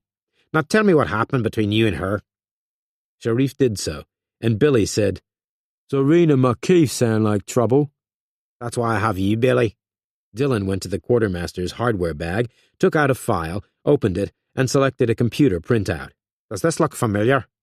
That's Ramala, and that's the Selim farm, just outside, in the orange grove by the river. The old man lives there on his own, so my contact informs me. Dillon went back to the bag and opened a false bottom that contained 10,000 American dollars. He took out 2,000 in 50s and handed it over. That's to be going on with. Sharif looked astonished, but stashed the money anyway. What can I say? How long to Ramala? It's 40 kilometers, an hour. It could be less. You want me to take you? No, I have a driver who knows his way around. What I want you to do is check with your contact and call me on my mobile the moment you hear Salim's arrived. We'll be ready and waiting to go. And Novikova? Call her half an hour later. Billy and I will be a nice surprise for her and her friends when they turn up. Off you go, then. Sharif said, slightly bewildered, You trust me, Mr. Dillon? Let's say you strike me as an honourable man. But don't forget to tell her you've told me there's no chance of Salem before tomorrow. In the meantime, Billy and I'll sample the delights of the Albustan restaurant and bar.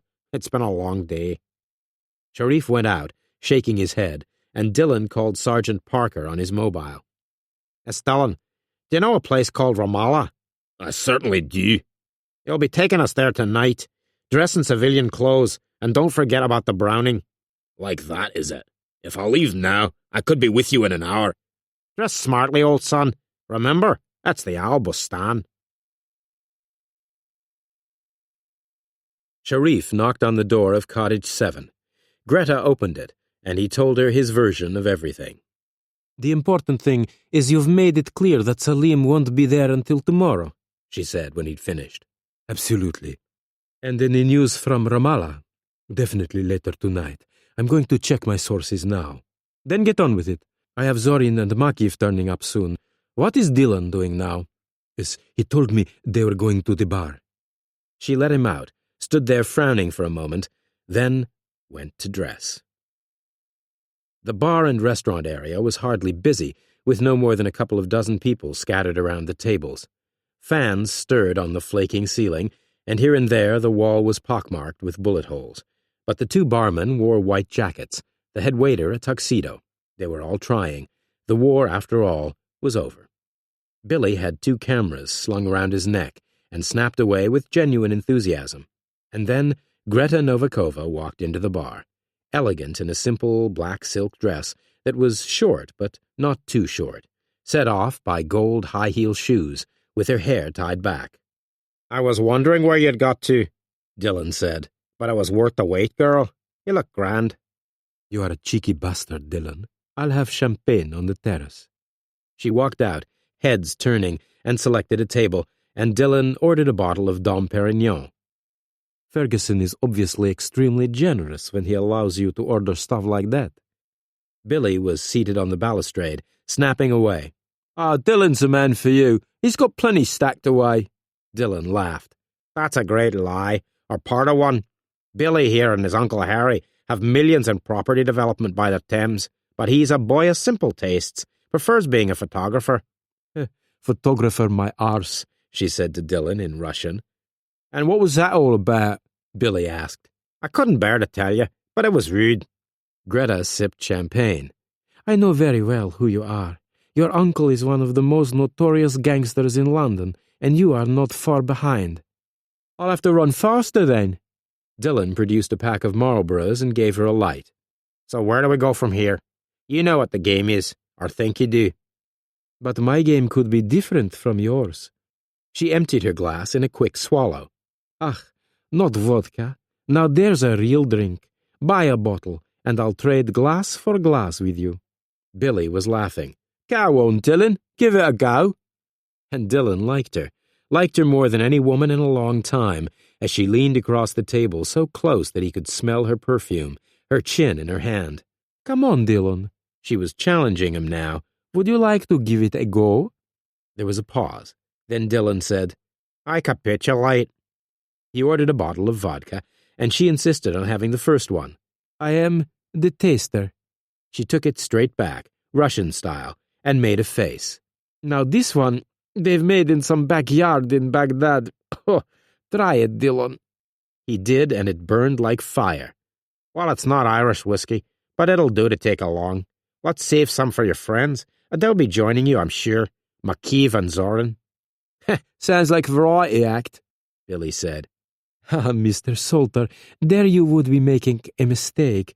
They come highly recommended. 2 men came out through the French windows, strangely similar, in black shirts and tan suits, around 40, hard and fit, with military-style haircuts. The nearest one said, in Russian, Major Novikova, Igor Zorin, this is Boris Makiv. Make it English. Mr. Dillon here speaks Russian almost as well as you do. A man of taste, which doesn't extend to his choice of vodkas, Makiv said. But when you're Irish, anything's better than nothing, I suppose. Makiv drank from the bottle, made a face, and spat it out onto the table, spotting Greta's dress. "Control yourself," she said angrily. "We're not in the army now, and we don't take kindly to women who give orders." Billy took a step towards him, and Dillon said, "Leave it." Sergeant Parker appeared through the French windows, wearing a dark blue blazer and flannel slacks. He put his right hand inside the blazer and stood, silent and watchful. "Nothing to say?" McKeeve asked. "Your hair fascinates me. Shaved off like that, the two of you look like a couple of convicts on the run. Now, the SAS at Hereford grow their hair long because they don't know from one day to the next when they might have to go undercover. But then, they're the best. You can't be expected to compare." "Why, you little shit," McKeeve said in Russian, leaned down to grab Dillon by the shirt front, and was promptly headbutted. He staggered back, and Billy put out a foot and tripped him, following it up with a kick in the ribs. Nice one, Billy said. As Zorin picked his friend up, Greta jumped to her feet, furious. "Go to my cottage and wait for me. Now!" she added fiercely. "Billy, you just can't get the good help these days," Dillon said. "I don't know what the world's coming to." Billy was smiling, but Greta wasn't. "Damn you to hell, Dillon." And she turned and followed the other two. Parker said, "What in the hell was all that supposed to be about?" "That, old son, is the opposition. But I'll fill you in at our cottage. Time to move out, Billy." As they went down the steps, Dillon's Codex 4 went. It was Sharif. "Mr. Dillon, Selim arrived at the farm a short while ago." "We're on our way. Don't forget, half an hour, and then call her." "As we arranged, yes." Sharif switched off his mobile and stood there in the orange grove, aware of the smell, the lights of Ramala village over to his left, the farm beside the Tigris below, and felt strangely sad. Had he done the right thing? Who knew? It was in the hands of Allah now. The run to Ramala was smooth and took no more than 50 minutes. "I'd say pull in on the edge of the orange grove on the hill. That's not much more than 100 yards away. You stay with the car," Dillon told Parker. "And miss all the fun?" "No, you ride shotgun. I never take anything for granted, and there are night glasses in the bag. I've never trusted anyone or anything in my life. That's why I'm still here." Later, moving off the main road, Parker switched off the engine and coasted some distance down through the orange grove and halted. The farm lay below, a light in the windows. There were 2 or 3 boats passing down the Tigris towards Baghdad. It was extraordinarily peaceful. "They came to Ramala," Dillon said. "Very biblical." He took 2 pairs of night glasses from the bag and gave one to Parker. "Take a look." When he did himself, the house was plainly visible, with what looked like a barn on each side, one of them damaged. There was a parked Land Rover. "That's the war for you," Dillon said, and passed the glasses to Billy. "Notice the number plate on the Land Rover? It's Kuwaiti." Billy passed them back. "So how do we do this?" "We'll go down on foot. You take the Uzi." He turned to Parker. "You've got the glasses. Monitor us. Come on, Billy." They reached the damaged end of the farmhouse. Half the roof was gone. What had been double barn doors missing. There was a sudden rattling on the part of the roof left intact, and rain fell in an absolute downpour. "Christ," Billy said. "I thought this was Iraq." Dillon led the way along the front of the farmhouse. There were shutters at the windows, half closed, and they peered in, seeing a living room with a large table on which stood an oil lamp. There were chairs, a wooden sideboard, a fire of logs on a stone hearth. A radio was playing music softly, but there was no sign of anyone. "We'll try the other barn," Dillon whispered, and moved on. There was a narrow window on each side of the barn door, and Dillon peered inside. "Well, there's your man, Billy. Take a look." Inside, Selim, in a shirt and jeans, was clearing out a stall with a rake. Dillon reached for the door handle, and a donkey brayed at the back of the barn, and several more answered, and that was strange because, at that time of night and in all that rain, why would they not be in the barn? But before he could react, the tailgate of the Land Rover swung open behind him, and Sharif got out, holding an AK-47. 2 men in red and black checked keffiyeh over their faces got out behind him, also holding AKs. The muzzle of Sharif's gun touched Dillon's back. "I wouldn't. I have no desire to kill you, or you, Mr. Salter. Please, passed the Uzi over. "Fuck you," Billy said, but did as he was told. You should beware the wrath of Allah, Mr. Salter. "Jesus, you're one of them," Dillon said. Actually, I'm not. I don't care about Al-Qaeda or wrath of Allah or any of them. I'm not even a good Muslim, but I love my country, and I want you all to go away. "Including the Russians." Especially the Russians. Now let's go inside and wait for Major Novikova and her friends. It'll be a nice surprise. He pulled open the door, and Selim turned, startled, and then relieved. Major, you've got him, Selim said. "So it would seem, me old son. If you're interested, Ashimov and Bielov wanted you dead. I, on the other hand, can cut you a deal with Ferguson that could ensure your return to the delights of London." They heard the sound of a car in the distance, and Sharif said, "Get ready to close the door a little." 2 more men stood up behind hay bales above the loft. "On the other hand," Dillon said to Selim, "maybe you want to stay down on the farm." All this had been seen by Parker through the night glasses, who was now tracking a Cherokee Jeep as it descended to the farm. It slowed on the final run, and Makiv, clutching an AK, rolled out head first and darted through long grass to the rear of the barn. The Jeep came to a halt behind the Land Rover. Zoran and Greta Novikova got out, and at that moment the door of the barn swung open and Sharif appeared with his friends. Parker started down the hill at a run. Greta Novikova said to Sharif, "So, you have betrayed us." "I've betrayed both sides. I've thought it over carefully and decided to become a patriot, which is what my 4 friends are. I spoke to them, and they were happy to oblige. What happened to Makiv?" Dillon stuck his oar in. "That'd be me. The bastard was rude to the lady on the terrace of the hotel, and I broke his nose for him." He smiled amiably. In fact, Makiv, having gained access to the barn through a rear door, was mounting wooden steps to the entrance to the left, but his progress was awkward, the steps breaking away with some noise. One of the men in the loft appeared, cried out an alarm, and fired, hitting Makiv in the chest, and Makiv shot him in return, then fell backwards down the stairs. Down below, Dillon nodded to Billy, and they both pulled the Colts from their ankle holsters and confronted Sharif and his men. Nobody fired. There was a frozen moment, the door swinging all the way back in the wind, rain driving in. Sharif raised his AK. "I'm sorry, Mr. Dillon." And Parker appeared in the doorway and shot him twice. What happened then was very fast, very quick. Dillon threw himself at Greta, flinging her out of the way. "Get in one of the stalls," he cried, as bullets shredded the floor beside him from the loft. He turned, firing twice, and the man up there came down head first. Billy had dodged into the shelter of a stall and picked off one man carefully, a bullet to the head, and shot the other in the back as he turned to run away. There was silence, and then Parker walked in, soaked. "Jesus," was all he could say. Selim cowered on hands and knees in one of the stalls, and Zoran had produced a pistol. Greta moved out into the open. "For God's sake, put it away! We've lost!" Zoran moved behind Dillon and put his pistol to his back.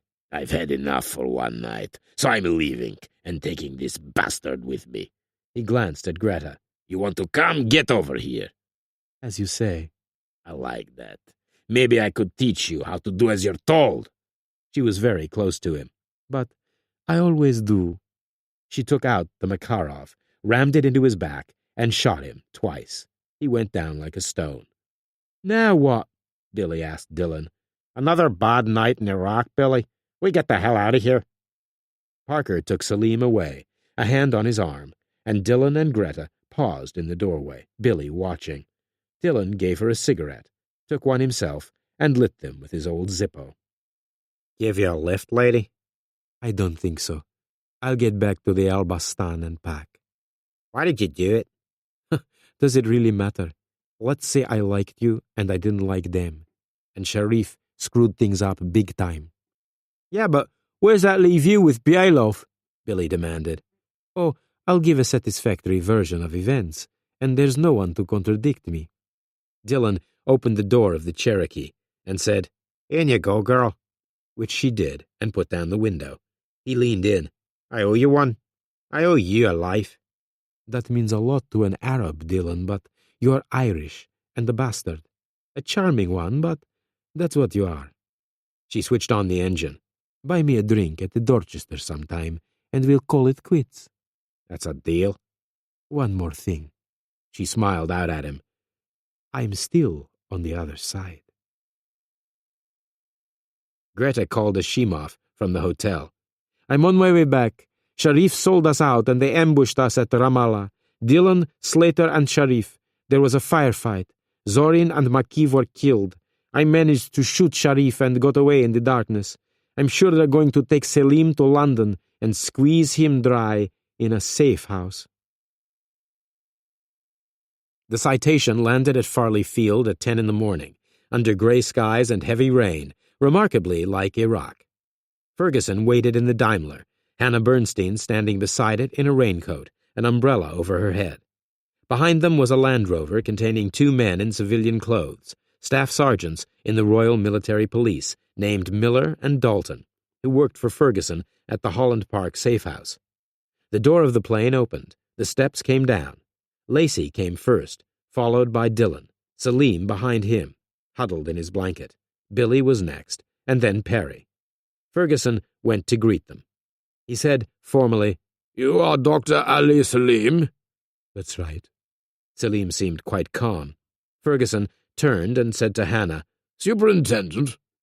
There was a reluctance to her, but she said, Under the Anti-Terrorism Act, you may be held indefinitely. Under the Official Secrets Act, you may not speak of it, or why you are here. Am I not entitled to a lawyer? Selim asked. No. Ferguson turned to the staff sergeants. Deliver him to the safe house and treat him well. Hannah said, I'd like to go with him, sir. The military police were putting Selim in the rear of the Land Rover, and Ferguson took Hannah to one side. I know you don't approve, my dear, but desperate situations require desperate remedies. However, we're not the Gestapo. We won't mistreat him. Now, off you go. I'll see you later. Dillon felt sorry for her, but it was Billy who said, Don't waste your sympathy, Superintendent. They'd have killed us, and they tried hard enough, even wanted to kill Selim. Dillon said, Leave it, old son. And she turned and got in the Land Rover and was driven away. The rain suddenly increased. Billy said, To hell with it. It's me for the dark man and a full English breakfast. An excellent idea. Ferguson turned to Lacey and Perry. My thanks, gentlemen. We'll be seeing each other soon, I'm sure. He got in the Daimler with Dillon and Billy and was driven away. The dark man was quiet, and they settled in a booth. 5 minutes later, Harry burst in with Joe Baxter and Sam Hall. He embraced Billy in a bear hug. Jesus, that was quick. What was it like, Baghdad? Well, it wasn't like a Sinbad movie. It was pissing with rain most of the time. To be honest, Harry, I feel sorry for them. So, what happens now? Harry demanded. We'll put Selim into a safe house. We'll see what he's got to say about what he's been up to with the wrath of Allah. And how are you going to get that? You're not going to wire up his bits and pieces to a car battery. There are more subtle ways. The superintendent wasn't very happy with all that Anti-Terrorism Act stuff and the fact that he doesn't get to call a lawyer. It can't be helped. We live in difficult times, and it's war to the knife. Things have changed. Speaking of which, you know about the Omega program, Dillon? Harry said, And what would that be? It's an implant containing a computer chip that tracks a person's whereabouts. Prime Minister and Cabinet Ministers each have one. He insisted I had it done last year. Now he's authorized me to include anyone I think appropriate. So, I'm insisting that you, Dillon, and the Superintendent, Bernstein, get it also. Major Roper's already got one. He gave Dillon a card. Professor Henry Merriman, Harley Street, 9 o'clock tomorrow morning. Christ, Billy said. Bionic man! Harry burst into laughter. Ferguson said, Not so fast, Billy. You've been up to your neck in my affairs for some time now, so I think you'd better have one too. It was Dillon's turn to laugh. There goes your love life, Billy. Ashimov was still at Drumore Place and arranged for a company car to pick Novikova up at Belfast Airport. Then he phoned Bielov in Moscow and broke the bad news. Bielov took it badly. It won't do, Yuri. I put you in charge, gave you unlimited discretion. total resources, unlimited money. Enough messing about. You tell me Kelly and Murphy knew him in the IRA. That means they'll know how he works. Tell them to get a crew together and sort Ferguson's people out once and for all. Just get it done. I'm coming to Belfast myself. I had planned to return to London, but under the circumstances, I think it's best I stay away. Let them do their work. Don't fail me, Yuri. Greta arrived soon afterwards, and Yuri greeted her warmly. Did you manage to get any sleep? I crashed out for most of the trip. Good. We're driving down to the Royal George for lunch. I want you to meet Dermot Kelly and Todd Murphy. Bielov wants us to go to war. I'll explain as we go. At the Royal George, they sat in a corner booth with Kelly and Murphy, and Greta gave her version of the events at Ramala. They found the whole thing very amusing, and it occurred to her not for the first time that the Irish were not like other people. They never seemed to take anything seriously. Jesus, but Sean's the one, Kelly said. You gotta give it to the bastard. Mind ye, this Billy Salter's close behind him, Todd Murphy said. Maybe his mother was a Cork woman. No, that was Ferguson. She was a Cork woman. That's a known fact. We'll get together some of the old outfit, Todd said. Me and Dermot and 2 others. How will you travel? Ashimov asked. Oh, there's a fella I know called Smith who runs air taxis at a Dune airfield. He's been doing illegal flights for years. Goes in under 600 feet, so he's not on the radar. There's still old Second World War airstrips over there, where the local farmers look the other way if there's enough money in the envelope. And where will you stay? In Kilburn?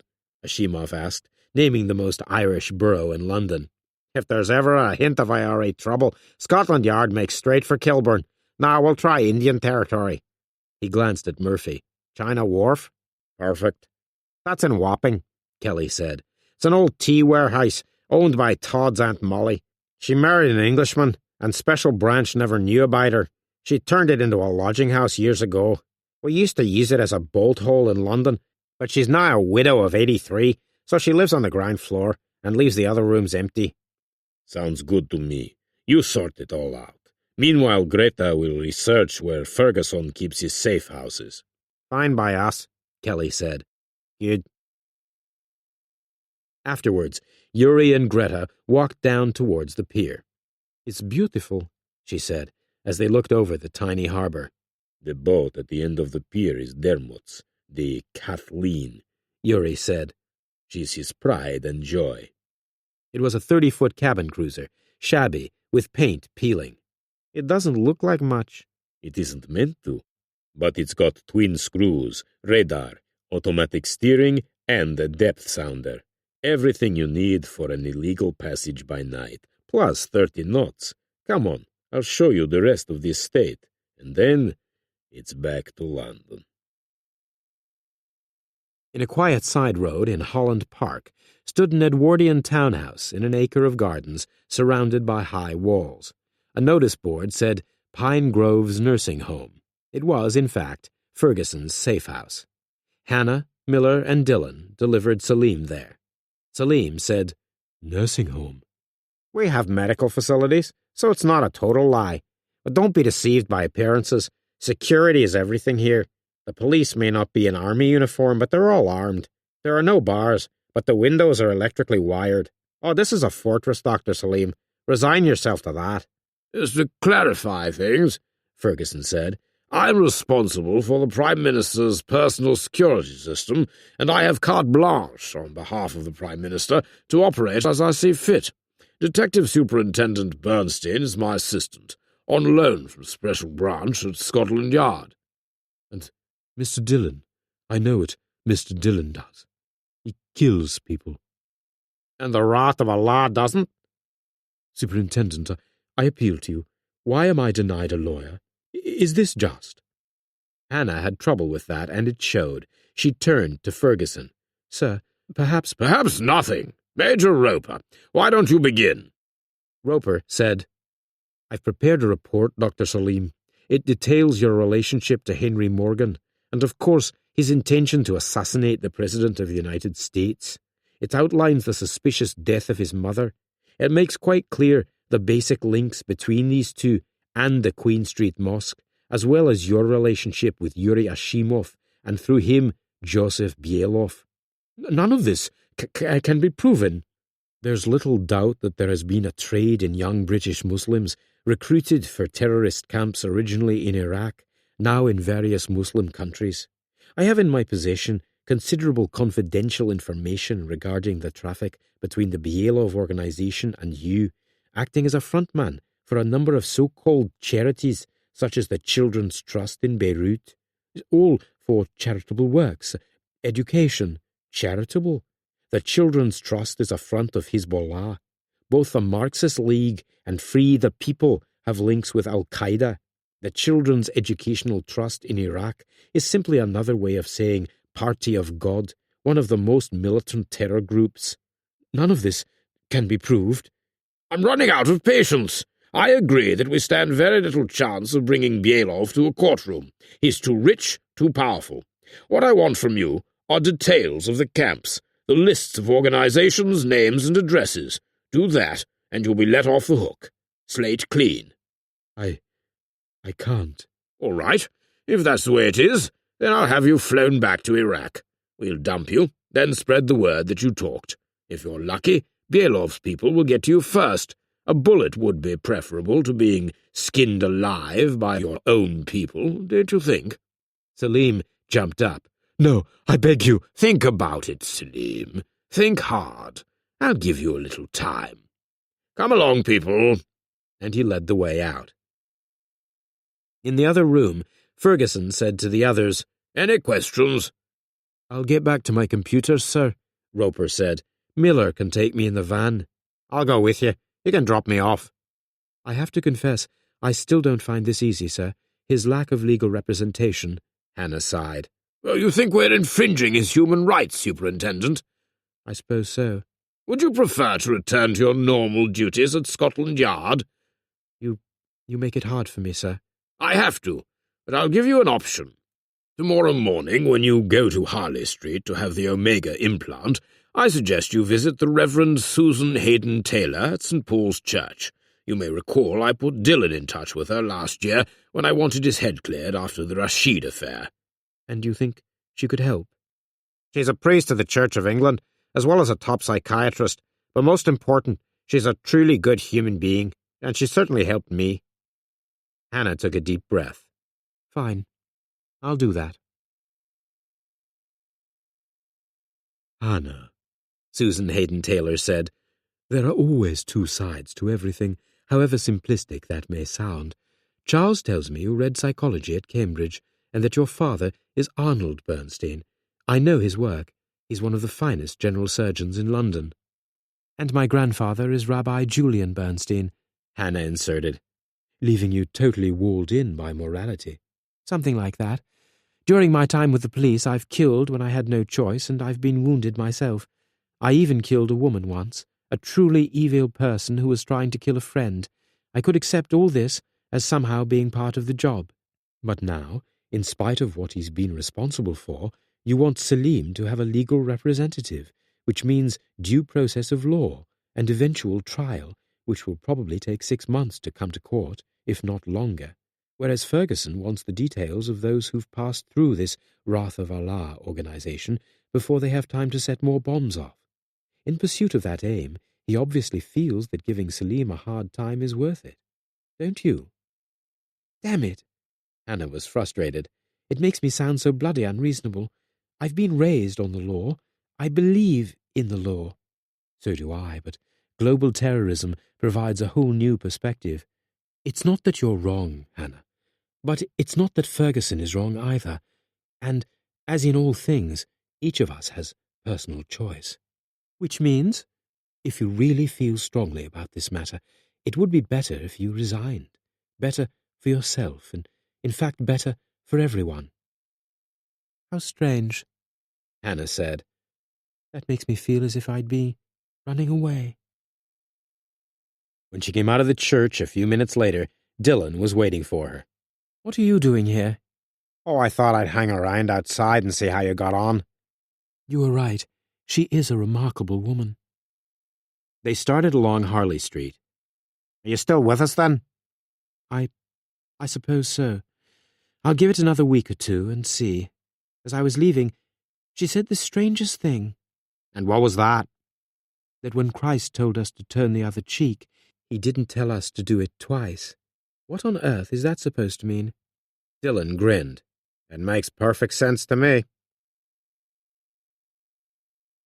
At Dunkley, the visibility was poor in the pouring rain, as Ted Smith eased the Navajo down on the old decaying bomber runway and rolled to a halt by the decrepit hangars. A white Ford Transit was parked nearby, a man in a cloth cap and bomber jacket holding an umbrella. Todd got the door open, and they all piled out with their bags. Smith peered out, and Kelly said, "Keep your mobile with you at all times. When I call, ye come." "You can rely on me, Dermot, but I'm best out of it now." He closed the door, went into the cockpit, and took off fast. Kelly led the way to the Transit, holding out his hand. "So you came yourself, Danny?" He turned to Fahey and Reagan. "Danny Malone, runs the best pub in Kilburn, the Green Man, and a good friend from the great days." "Sure, and I thought I'd come myself, Dermot. And I've spoken to your Aunt Molly about China Wharf, only she isn't there. She's spending time at Brighton with an old friend. But she told me where a key was hidden, and I've been to the supermarket, stocked you up with provisions. You'll be right as rain. The job, is it big?" "When the time's right," Kelly said. "Dillon's involved. That's all you need to know.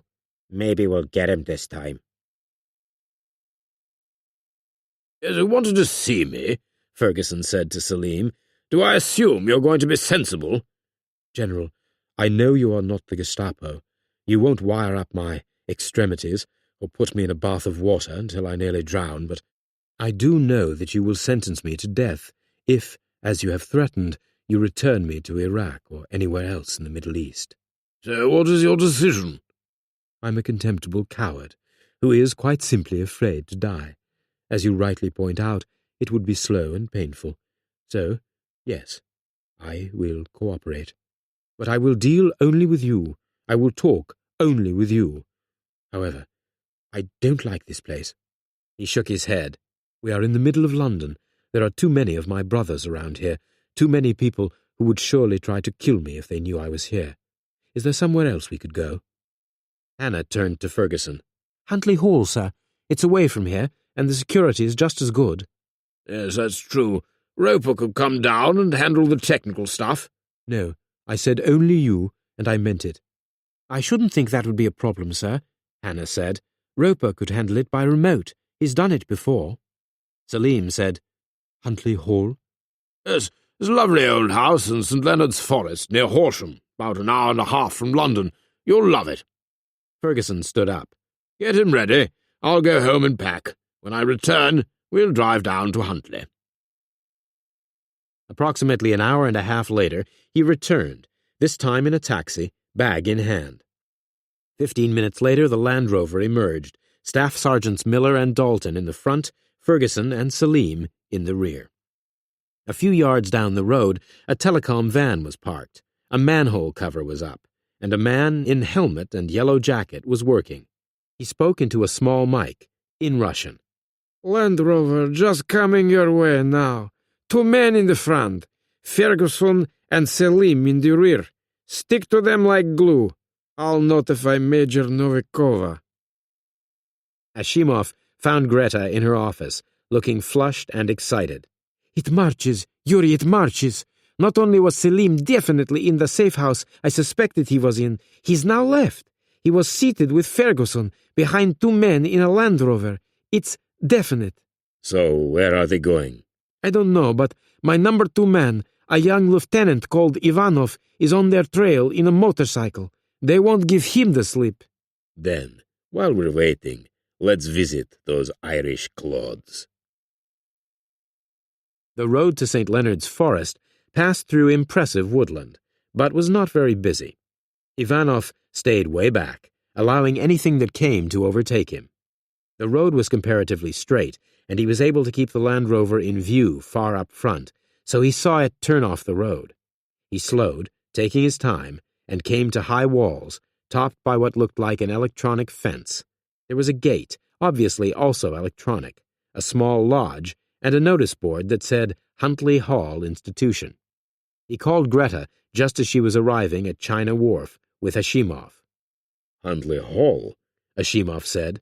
Ferguson's other safe house. She held up her briefcase. It's all in here.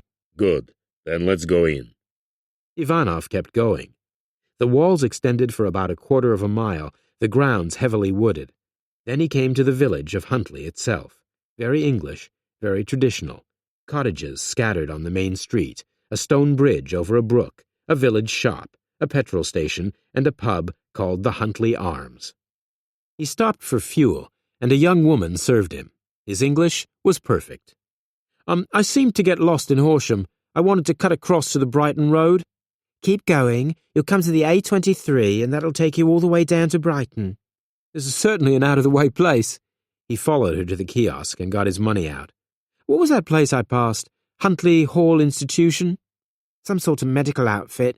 People in rehab or that sort of thing. I wouldn't know, really. They keep themselves to themselves. He noticed there were a dozen caravans scattered in the woodland at the back of the garage. Who'd you rent those to? Oh, bird watchers sometimes. People down for the shooting. We get quite busy in the summer. I like this place, he said. Give me a card. Which she did, and he added, While I'm here, I might as well have something to eat. Is the pub any good? Oh, it's all right. Pies, sandwiches, that sort of thing. You won't find anyone in there now except my granddad. He's got nothing better to do than drink beer, with no one staying in the caravans right now. He gave her a dazzling smile. I'll give it a go. When he went in the pub, it was exactly what he would have expected. A stone-flagged floor, an oaken bar backed by bottles, and a beamed ceiling. An old man in a padded jacket and tweed cap was seated by the fire, drinking a pint of beer. A middle-aged woman appeared from the back of the bar, drying her hands. Can I help you, sir? I took the wrong road from Horsham and lost my way. I'll have a beer, just one since I'm driving, and maybe you could find me a cheese sandwich. The young lady at the garage suggested I come in. Oh, that would be Betty. My granddaughter, the old man called. Harold Laker's my name. Maybe I could buy you a beer, Ivanov said. A pint of bitter wouldn't be a burden. The old scrounger, the woman smiled. Go on, you join him, and I'll bring you drinks and the sandwiches. Harold Laker was 80 years old and had been born on a local farm and worked all his life in the village. He demolished a pint and accepted another as Ivanov kept him talking. Course, wasn't just the farming in the old days. There was the fishing, the fox hunting. The shooting's really the only big thing left in season. What kind of birds? Oh, all kinds. Good pheasant, especially on the estate when Lord Faversham was alive. Wonderful wildlife on the estate. Rabbits, hares. Oh, not these days, mind you. Why not? Well, when he died, he left it to the nation, and the powers that be turned it into some sort of medical institution. So, what goes on in there? Oh, nobody really knows. But they do say it's for people with head problems. Never see any of them round here, mind you. It was a poacher's paradise, that estate. I suppose you had your share, but not now with all that security. Electric fences, cameras at the gate. And inside the grounds. Really? And how would you know about that? Well, let's just say, if I want a bird or two, or a hare, or a nice pheasant, I know where to go. The old man patted the side of his nose with his finger. Mum's the word, eh? You don't always need to go over a fence. When Ivanov rode away, he took the road back to Horsham, slowing to have another look at the gates as he went past Huntley Hall. About 4 miles further on, he turned into a nice quiet lay-by in some trees and called Greta Novikova again. He's got a way in? She said, when he told her about Harold Laker, and there was awe in her voice. I'd say so. You've done well. Come home, Sergei. She rang off and turned to Ashimov. What do you think? We'll have to send one of these lads for a little chat with Mr. Laker. But first things first. Let's have a look at those plans, Greta. She laid them out. You can see where there are CCTV cameras and the electronic devices in the trees at certain points. Mind you, these plans aren't perfect, because they're based on memory. 5 years ago, we had a British spy called Sharky in our hands in Moscow, and an exchange was arranged for one of our men, Orlov, who was being held at Huntley Hall. On the odd occasion he was allowed out for a walk in the grounds and picked up a certain amount of visual information. Todd Murphy said, I think Kelly and I should go down there in the morning. We'll put up at this caravan site Ivanov mentioned, get to know the old boy, and find out his secret. Ivanov doesn't sound Russian, though, what I heard. Does he have any kind of accent? No, he was picked out because his mother was English. Right. So he's your English nephew, Dermot, who told you about the place. That's why we're calling in on our way to London from Brighton. Sounds good to me, Ashimov said. But let's take it a step further. If in some way you can gain access to the grounds, what's the next move? There isn't one. Not in advance. If he's taken out for a walk when we're around, we'll shoot him. And if not? We'll handle things the way the cards fall. There was a silence. Then Fahey said, What about us? You'll keep your eye on Major Roper. Even you can't miss a bionic man in a wheelchair. Do we waste him if we get the chance? Regan demanded. No, you wait to hear how we fare with Ferguson and Salim. And Dillon? Fahey asked. You could try, Greta said, and pushed some papers over to them. That's his cottage in Stable Mews, and a recent photo of him. Also his Mini, and its number, and Dillon's friends, the Salters. The young one is as bad as Dillon, so be warned. If the need for any extras arise while we're away, you call Danny Malone. He'll fix you up. The only one left is Bernstein, the special branch superintendent. We'll keep an eye on Bernstein, Greta said. She got up and asked Ashimov, Shall we go? I think so. He nodded to the others. Stay in touch at all times. As Greta and Ashimov went to the door, Todd said, You don't think we can pull this off, do you? Well, pigs might fly. Ashimov lit a cigarette. Dermot said, Is it because of Dillon? Greta said, Let's put it this way. I saw him in action in Iraq the other night, and if I hadn't seen it for myself, I wouldn't have believed it. So, take care. She and Ashimov went out, and Fahey exploded. Dillon! Fucking Sean Dillon! That's all we hear about! He reached for a raincoat. I'm away out for a drink. And I'm with ye, Regan told him. What about you two? We have things to do, Todd said. So watch it, you two. Stay out of trouble. Walking along Wapping High Street, Fahey said, This Dark Man pub the Salters own can't be far from here. Why don't we have a look? Sounds good to me. They made inquiries of a man at the newspaper stand on a corner who directed them, and walked down between the old warehouses, coming out on the wharf beside the Thames, and there was the Dark Man. The very place, Fahey said. Shall we go in? At that moment, lights approached the wharf, and they stepped back into shadows. A Range Rover stopped. Billy Salter got out and went into the pub. It's Salter, Fahey said. Let's take a look.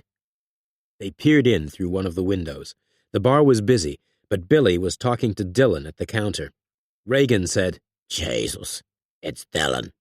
Fahey said, Are you carrying? Nah, mine's back in the weapons bag. So's mine. Christ. Well, there's one thing I can do. Fahey took out a spring-blade knife and pushed the button. He jabbed it into the Range Rover's front tires. That'll give Salter and bloody Dillon something to think about. They were laughing like schoolboys as they cleared off. Then an old and ravaged bag lady in layers of clothes stepped out of the darkness and went into the bar. She tapped Billy on the shoulder. You better come outside, Billy. It's a big car of yours. Billy frowned, and Dillon went after him. Those bastards, Billy said outside. Who was it, Gladys? Couple of men in raincoats. One of them had one of these here funny knives where the blade springs up and he stuck it in the tyres. They were laughing. They said that'll give Salter and bloody Dillon something to think about. They was Irish. You sure, Gladys? Dillon asked. Oh, yes. So maybe it's something to do with me. You call the garage and see to the Range Rover, Billy. I'll see yous later. He started working from pub to pub in Kilburn, talking to barmen. Not that anything came up, but then it wouldn't. The IRA weren't operating in London. Those days had gone. And then, finally, there was the Green Man. He went up the alley at the side and peered in through the window. There he was, Danny Malone, a good comrade from the old days, going over his accounts. Dillon tried the back door. It eased to his touch, and he moved along the small hall, opened the door to the back room, and went in. Malone looked up, and his face sagged. Sean, that's you? God save the good work, Danny, Dillon said, and added when Malone said nothing. God save you kindly was the response to that. You're forgetting your manners.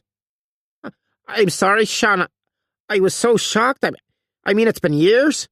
Malone's smile was ghastly. So you work for Ferguson and the Prime Minister now? Oh, you know me. Always the practical one. It got me out of the Serb prison. I was glad to hear they'd released you, Danny. Lucky for you, the peace process came along when it did. Malone was terrified, realizing just how stupid he'd been to get involved with Kelly and Todd again. He fought to keep control. Was there something you wanted, Sean? Oh, just a word.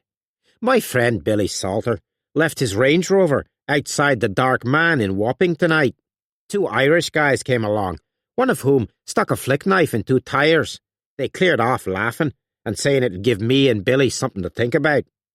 Dillon reached under his coat, produced a Walther from his rear waistband, laid it on the table, and lit a cigarette. Any ideas, Danny? Anyone in town from over the water? Malone gave the performance of his life.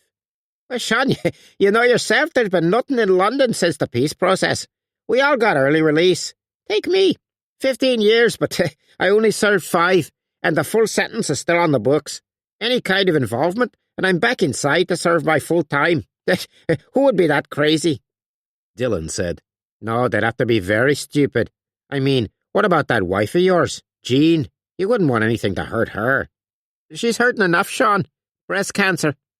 That's a damn shame, Dillon said, and meant it. He took a card from his pocket and dropped it on the table. My mobile number's there. Anything comes up, you let me know. He put the Walther back in his waistband and went out. Malone went into the small toilet next door and was sick. Boredom and a yearning for some action again had made him respond to Kelly's phone call. Dillon had believed him, that was the important thing, but what to do about Kelly? It struck him that if he told Kelly of Dillon's appearance, it might be enough to make him abort the mission. He took a deep breath, picked up the phone. And you're sure, absolutely sure, that Dillon bought your performance? It would have got me work at the National Theatre. The business about me wife helped. Yes, that was a good ploy. Not a ploy, Dermot. True. Oh, damn it, man, I'm sorry. It doesn't matter. What does is that I don't know what you're up to, and I don't want to. If you want the 2 Irishmen who attended to Billy Salter's Range Rover, I think you know who they are. But I'm out of the whole damn business. I've got a nice villa in Spain where my wife is right now, and I think I'll leave my bar staff in charge and go join her. Fahey was first in through the door over at China Wharf, was tripped by Todd, went head first on his hands and knees, and received a severe kicking in the ribs from Kelly. Mind his face, Todd said, holding Reagan still, an arm up his back. At the appropriate moment, he released Reagan and shoved him down to receive the same treatment. Finally, Todd heaved them to their feet, and Kelly explained exactly what they'd done. Stupid, the pair of you. And now I've lost Danny Malone. You got your orders, so stick to them. Do you understand me? Or do you want to go off the end of China Wharf into the Thames? They didn't have a word to say. He was a figure of such menace. Todd said, Go on, get out of it and go to bed. He turned to Kelly as they went out. Are we still on? Of course we are. There's no reason for Sean to suspect anything. Even Malone doesn't know why we're here. So tomorrow, we'll go for a run in the country. Ashimov was seated at the bar, waiting for her. Ah, there you are. Would you like a drink? Not at the moment. What's going on? I've spoken to Kelly. They were at Horsham. That's no more than half an hour to Huntly from here. Things ought to be happening soon. I hope so. But I've been around a long time, Greta. If it works, it works. If it doesn't, something else will come along. Survival is the name of the game. But, as a tribute to your faith, I intend to take you to lunch at the Ivy.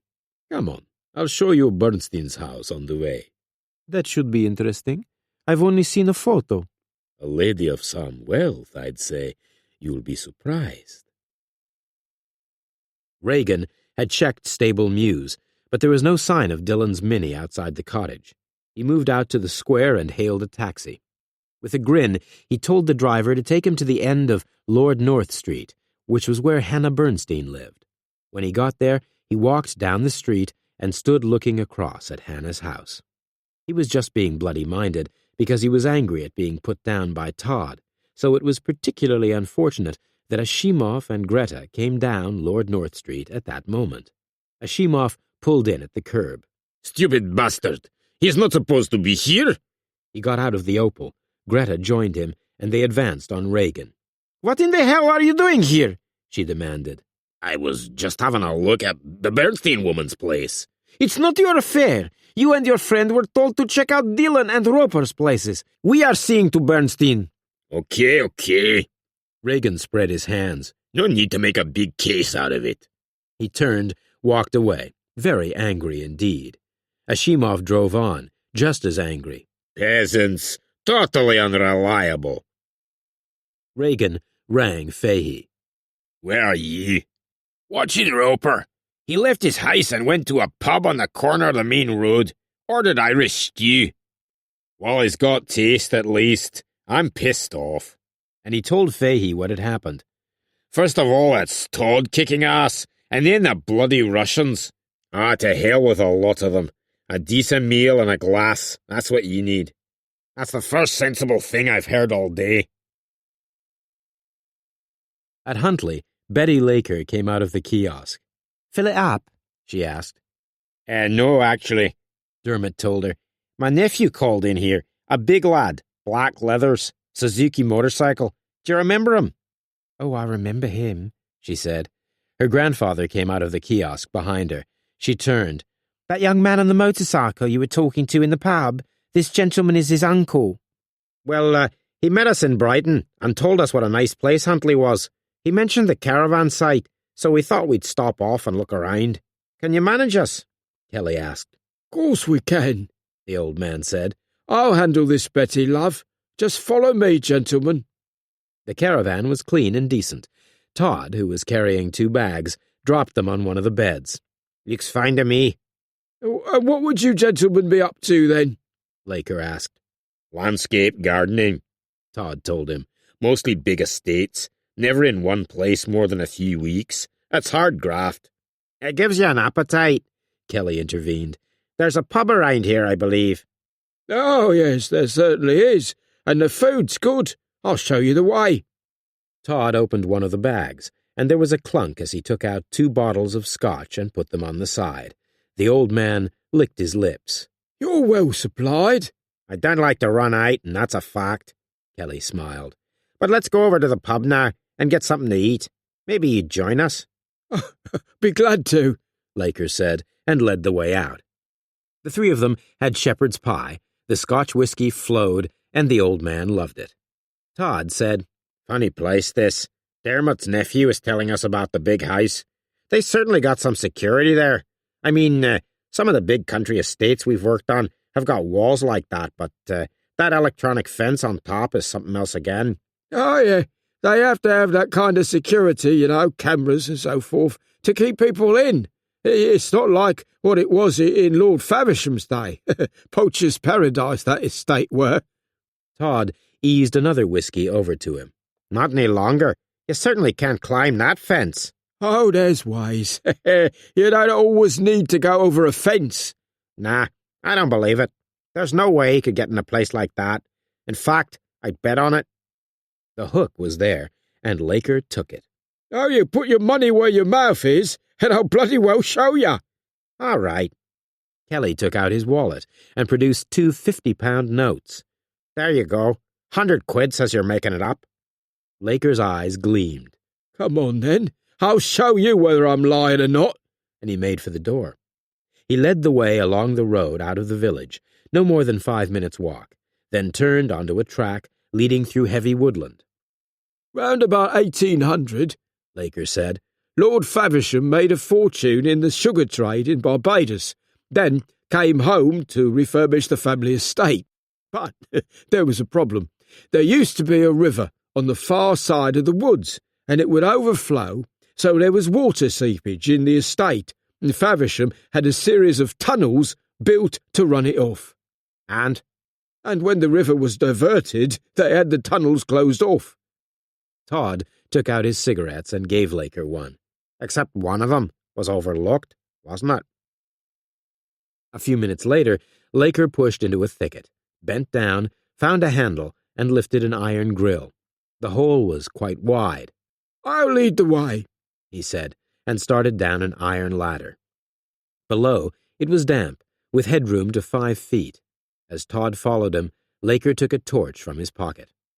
A few minutes later, they came to the end, and another iron ladder gave way to another iron grill. Seconds later, they found themselves in a copse of dense foliage.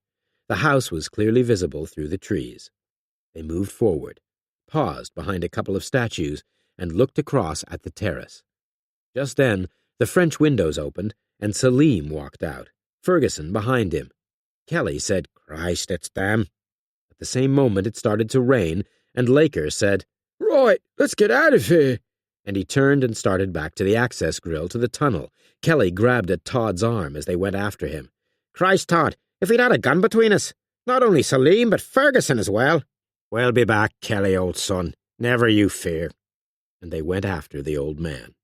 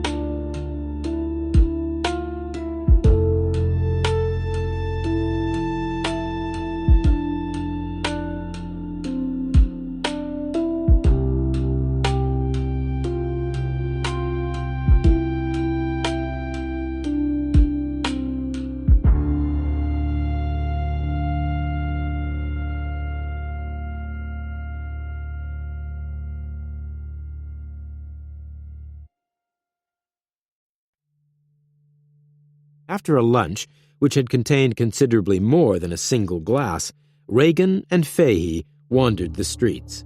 Finally, rain coming down, Regan said to Fahey, "What now? Back to China Wharf?" "Ah, to hell with that," Fahey said. "Let's try the Roper fella's place again. Something might turn up." In Regency Square, Roper had been looking at computer screens too long and was opening his mouth for a yawn when his mobile rang. "It's Sean. What's up?"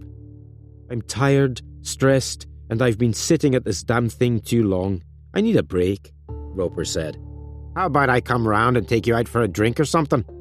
"Sounds good to me." Roper reached in his pocket for cigarettes but found the packet was empty. He made for the front door, got it open, and found it was raining. He took an umbrella from the hall stand, pressed one of the electronic buttons on his wheelchair to close the door behind him, went down the ramp to the pavement, and raised the umbrella. He sailed down the pavement, strangely exhilarated, to the shop on the corner. The owner, a large bearded Muslim with a genial smile and a Cockney accent, greeted Roper warmly. "What you run out of now, Major?" "Cigarettes," Roper said. "I'll take a carton of the usual." "Maybe you should try to give up." Khan said, as he got the carton and took Roper's money. "And live longer, you mean? In my state?" Roper stowed the carton in a side pocket of the wheelchair. "Wouldn't make much difference." "Now then, Major," Khan protested. "It's not like you to be gloomy." "You're right. I'll be a cheerful Charlie from now on." He turned his wheelchair, and Khan said, "There was a man in here this morning, asking if I knew where you lived. An Irish geezer. Ulster, I'd say." And Roper, veteran of the Irish troubles for 20 years, the finest bomb disposal man in the business, stopped smiling. "What did he want?" "Didn't say. The thing is, I saw him again with another guy a little while ago as they walked past, and he had the same accent." "Thanks," Roper said. "I'll keep an eye out." He moved onto the pavement, put up his umbrella, took a Codex 4 from his pocket, and called Dillon. "Where are you?" "I'm in a taxi on my way." "I could have a problem," Roper said. "Mr. Khan tells me I've been inquired about by a couple of men with Northern Irish accents." "Where are you now?" "On my street, on my way home." "Just get inside. I'll be there in 10 minutes. Are you carrying?" "Of course." Regan and Fahey, standing in a doorway on the other side of the road, sheltering from the rain, saw Roper approach. "What do we do?" Regan already had his hand on the butt of a Browning in his raincoat pocket. "Wait," Fahey said. "Let him get himself together. Then we move very fast over the road and help him inside." Roper did his usual maneuver, turned to position, opened the door electronically, then started up the ramp. Quickly, Regan and Fahey darted over the road, and Fahey grabbed the end of the wheelchair. "Let's help you, Major," he said, and pushed Roper in. Regan closed the door behind them. "Now then, Major, let's talk," Fahey said, and pushed Roper into the living room beside his computer banks. Regan said, "We called Dermot and Todd, Brendan." "Don't be stupid, Fergus," Fahey said. "This is our affair." "Dermot and Todd? That would be as in Kelly and Murphy," Roper said, "which means that you two idiots are Regan and Fahey." "And how would you be knowing that?" Regan demanded. "Because you're thick and stupid. You work for Ashimov, and that means you work for Joseph Bieloff. Where's Bieloff now? Drumore Place. Does he know you're here?" "You think you're clever, don't you?" Fahey said, and he took the Browning from his pocket. At that precise moment, Kelly and Todd were crouched behind the Roman statues in the grounds of Huntley House. It was quiet, only the occasional bird calling, and the rain hissed down steadily. "Come on," Kelly said. "Make my day." "That was a movie," Todd murmured. "This could take more patience, so be patient." In the sitting room, Ferguson and Salim were having tea at the end of an exhausting session. "Open the French windows, Staff Sergeant," Ferguson said to Dalton. "Let's have a breath of air." "Certainly, sir." Dalton pressed the button, and the windows opened. "I like it," Salim said. "The smell of the rain in the countryside, the sound of it falling through the trees." Yes, I know what you mean," Ferguson said, and hesitated. "Do you regret having been born in London?" "No, I love the damn place. He moved to the open windows, and Ferguson joined him. And at that moment, Kelly shot Salim between the eyes, fragmenting the back of his skull. As the body hurtled back, Ferguson leaned over slightly to catch it, and Todd Murphy's bullet went askew, slicing Ferguson across the left shoulder. He sank to the floor, clutching Salim, and Dalton and Miller darted past, each drawing a Beretta and firing into the woods, but Kelly and Todd were already dropping down through the grill. They were back at the village in 15 minutes, put their belongings together, and stowed them in the transit. As they drove away, Kelly produced a bottle of whiskey and swallowed. Jesus, but we did it!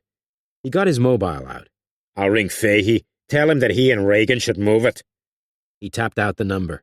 It's Dermot, Brendan. And it's Dillon here, you bastard. What do you think about that? At Roper's place, after Fahey had drawn the Browning from his pocket, Roper had stayed incredibly calm. What do I get? Summary execution IRA style. You gentlemen have tried to shoot me and blow me up many times, and I'm still here. I need a smoke.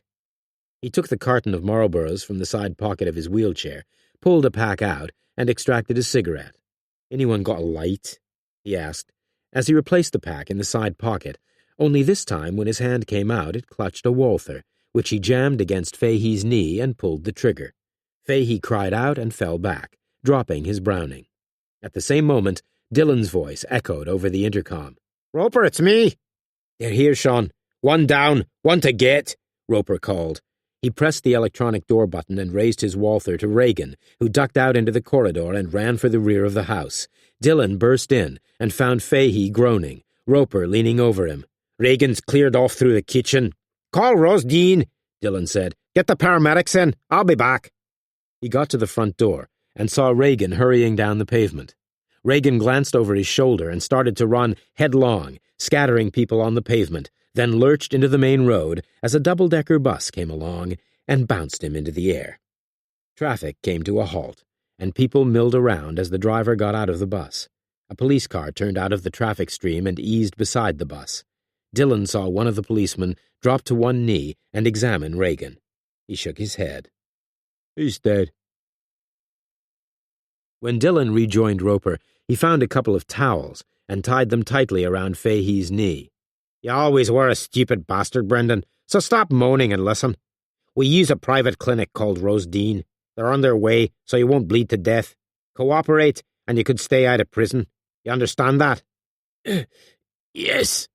So tell me the whole story, and make it quick, or I might put one in the other knee. And talk Fahey did. It was just as he finished that the mobile in his pocket sounded. It's Dermot, Brendan. And it's Dillon here, you bastard. What do you think about that? Reagan's dead, and Fahey's in a poor way. He spilled his guts, too. I know everything. Like hell you do, Kelly said wildly. We got Salim and Ferguson. I bet you don't know that. It was a good payday, Sean. You can go to hell. After a lengthy afternoon at the Ivy, Ashimov and Greta had called in at the Old Red Lion in Farley Street and were sitting by the fire when his phone sounded. He was laughing when he put the phone to his ear. Ashimov. As he listened, the smile vanished, and his face was terrible to see.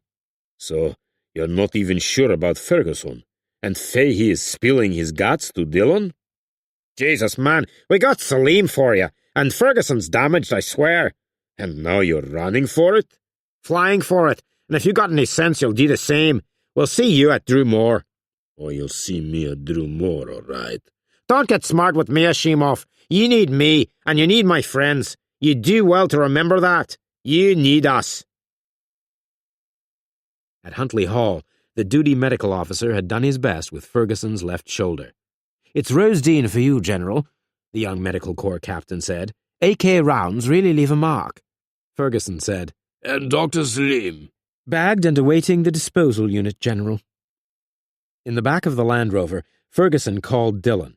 They'd spoken briefly earlier when Dillon had phoned Huntley Hall after Kelly's claim to have killed Ferguson as well as Salim, but the general had just been about to undergo treatment. "Just tell me everything, Sean, so I get the full picture."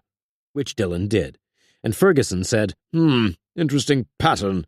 Bielov not only wanted Salim shut up for good, But the rest of us, me, you, Major Roper, even the Salters, the only person who seems to have avoided his wrath is Superintendent Bernstein. You've told her what's happened?" "Haven't been able to. Both Roper and I have been trying, but there's been no response on her mobile phone.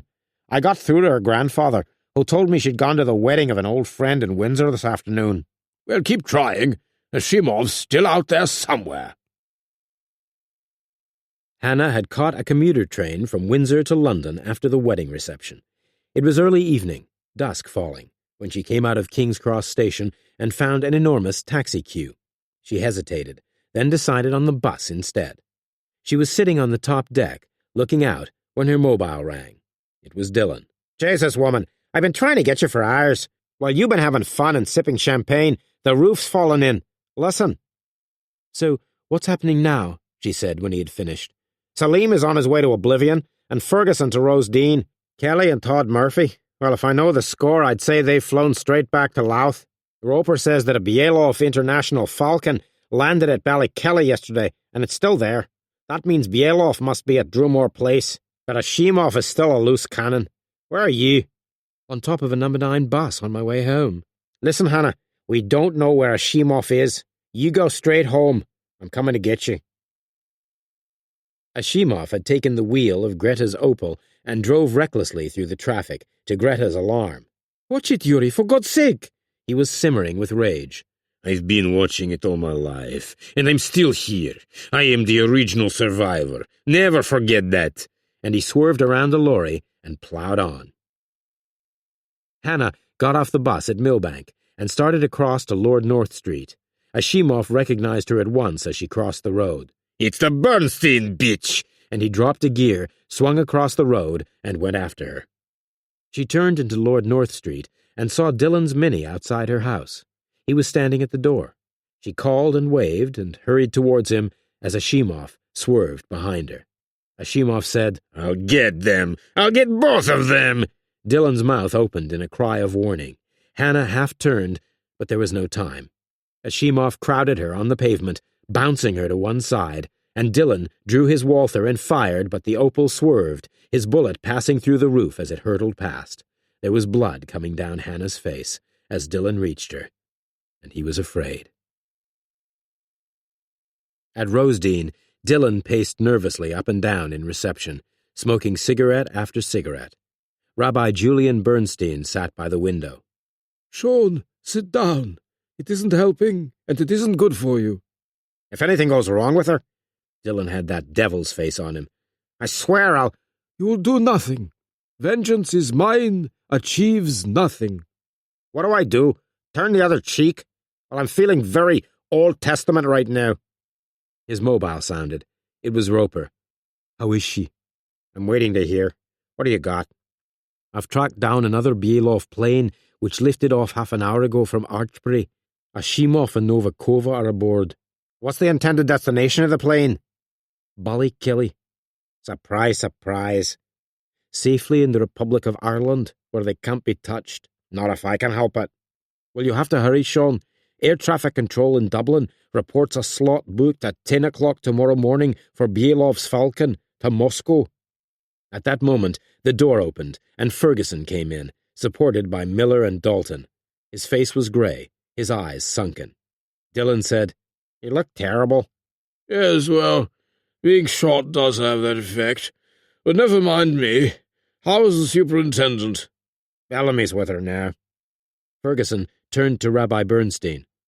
"This life of Hannah's, Rabbi, you must hate it. All of it." The old man smiled gently. "It's the life she chose, General. It's what she wanted." Professor Henry Bellamy came in, stripping off his gloves, and paused in front of Ferguson. "Hannah has a broken collarbone and right arm, and a depressed fracture of the skull." He turned to Bernstein. "I'm sorry, Rabbi, but I'm transferring her to the neurological unit at the Cromwell. I've called in George Dawson. He's the best in the business." "How bad is it?" Bernstein asked. "What are her chances?" "Oh, excellent. Dawson is world-class, but the other year, when that party of God, Hitman, tried to kill her, she suffered damage to the stomach, a bullet to the left lung, and a chipped spine. She'll survive this, too, but This may well be the end of her career. There are limits to the endurance of the human body. An ambulance is picking her up at any moment to take her to Dawson at the Cromwell. You may go with her, Rabbi. Thank you. Bellamy opened a medical file, had a quick look, shook his head, and turned to Ferguson. Straight in, Charles. This is far worse than I'd expected. He turned to Dalton and Miller. Take him through. They got Ferguson up between them. He glanced at Dillon. Don't do anything stupid, Sean. Now why would I do anything like that? Yet the eyes burned in his face, and there was the look of the devil about him again. All our departmental resources are available to you. Just be careful, Sean. He smiled wearily, and Dalton and Miller took him out between them, Bellamy following. The rabbi said, I've seen that look in your face before. Maybe she wouldn't want it. Ashimov did it deliberately. I witnessed it myself. He pays, and full. Then God help you, Sean. In the great hall at Drumore Place, Ashimov, Greta, and Bielov sat beside the log fire, burning brightly on the hearth.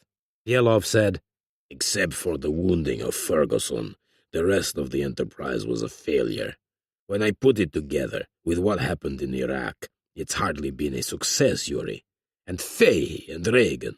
This Dillon has been a thorn in our side since the start. We underestimated him badly. He turned to Greta. Wouldn't you agree, Major? She glanced at Ashimov, but couldn't avoid Bielov's penetrating stare. I went into his past thoroughly. There was no doubt he had a remarkable record. And you made your opinion known?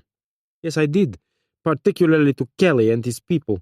Kelly and Murphy should have been well aware of what they were taking on. They were close associates of Dillon once. It's not like they didn't see him firsthand. So, Moscow tomorrow, Bielov said. And then what? We see if there are any repercussions, and we consider our options. He looked hard at them both. Mine and yours. At Rosedene, Ferguson woke up to find Roper seated at his bedside in his wheelchair, reading the Evening Standard. Fill me in, Ferguson said. He's gone, I suppose. He certainly has, General, and taken young Billy Salter with him. Yes, tell me. Roper did, and afterwards Ferguson said, It's a kind of madness that gets into Dillon. He and Billy, against at least 4 IRA old hands, plus Ashimov and the woman and Bielov himself. Oh, he's capable of anything. In the great hall, Bielov, Greta, and Ashimov worked their way through a roast duck, old Hamilton standing by as the wine waiter. Excellent. Mrs. Ryan has just served me a better duck than the Ritz Hotel. Will you tell her that, Hamilton? She's gone, sir, home to the village, leaving strawberries and cream for your afters. So, you are the only person left in the castle. Well, Dermot, Todd, and 2 of their boys are here, finishing off Mrs. Ryan's leftovers in the kitchen. Would you like to go home? I think I would, sir. It's like the old days. They're sitting, eating, and drinking, with rifles all over the place. Well, off you go then. Hamilton scurried out, and Bielov said, Now why would things be so disturbed? It's as if Kelly and company are expecting somebody. Do you think they know something? Todd Murphy came in, an AK over one shoulder. Good. I'm glad to see you're prepared, Bielov said. For what, sir? Don't fool with me, Mr. Murphy. It could only be for one man. At that very moment, they heard the sound of a plane passing very low. Bielov said, Why, there he is. On the Lear, Perry had left the cockpit and helped Dillon and Billy to put their parachutes on and arm themselves. 7 minutes, he said. There's heavy ground fog, but a clear beach below, and the tide is well out. He turned as Lacey throttled back to almost stalling speed, opened the door, and dropped the steps. There was a huge rush of wind. Dillon moved forward and turned to Billy. We should do this more often. Billy said, Get the hell out of it. pushed, and dived after him. They descended into the fog at 600, then swung clear at 200, and there was the sea, the beach, the harbor in swirling fog, a handful of boats, and Kelly's Kathleen tied to the end of the jetty in the channel. Dillon made a perfect landing and glanced over to see the other parachute billowing just clear of the tidal surge. Dillon ran across to Billy and stamped on the parachute, whilst Billy unclipped it and stood up. "We'd better get moving. I want to check that boat of Kelly's." And he led the way, half running. The Kathleen was tied up at the end of the jetty, and Dillon went over the rail. "Come on, Dillon," Billy hissed, standing guard. "What the hell are you doing?" "Just immobilizing the engine. Now let's get moving." They started up through the village towards the castle. In the castle hall, Todd Murphy took charge. "We'll draw them in by leaving the French windows of the library at the east end of the terrace open. Also, the windows at the western end. You take the library, Danny," he said to McGuire. "There's a summer house back there. You wait and try to get them from the back as they pass, making for the windows. And you, Patrick," he said to O'Neill, "do the same thing at the other end, by the dining room." And what about us? Ashimov demanded. "You wait in the library, and you in the dining room, Dermot," he said to Kelly. "Catch them in the crossfire." And me and Major Novikova? Bielov asked. "I'll stand back with you as guard at the rear of the great hall until it's all over."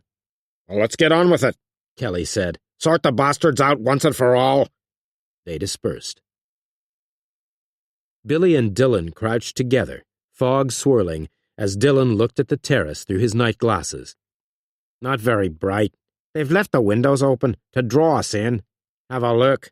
There's a movement in that trellised summer house, and look at the one on the right."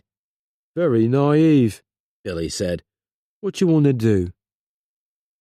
McGuire, waiting nervously in the little summer house, didn't hear a thing and was aware only of an AK nudging him in the back. Make a sound, and I'll blow your spine apart. Now, be good and tell me who's in the library and who's wherever else. The Russian, Ashimov, Kelly's in the dining room, and Todd's in the great hall with Bielov and the woman. Good man. And Billy rammed the stock of his AK into the base of his skull.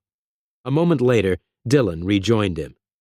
I got O'Neill. It seems Kelly's in the dining room. I'll try and trace him. They moved cautiously towards the other end of the terrace. Dillon crouched at the balustrade and called softly. "Are you there, Dermot? It's me, Patrick. We've got a problem." "What is it, you stupid idiot?"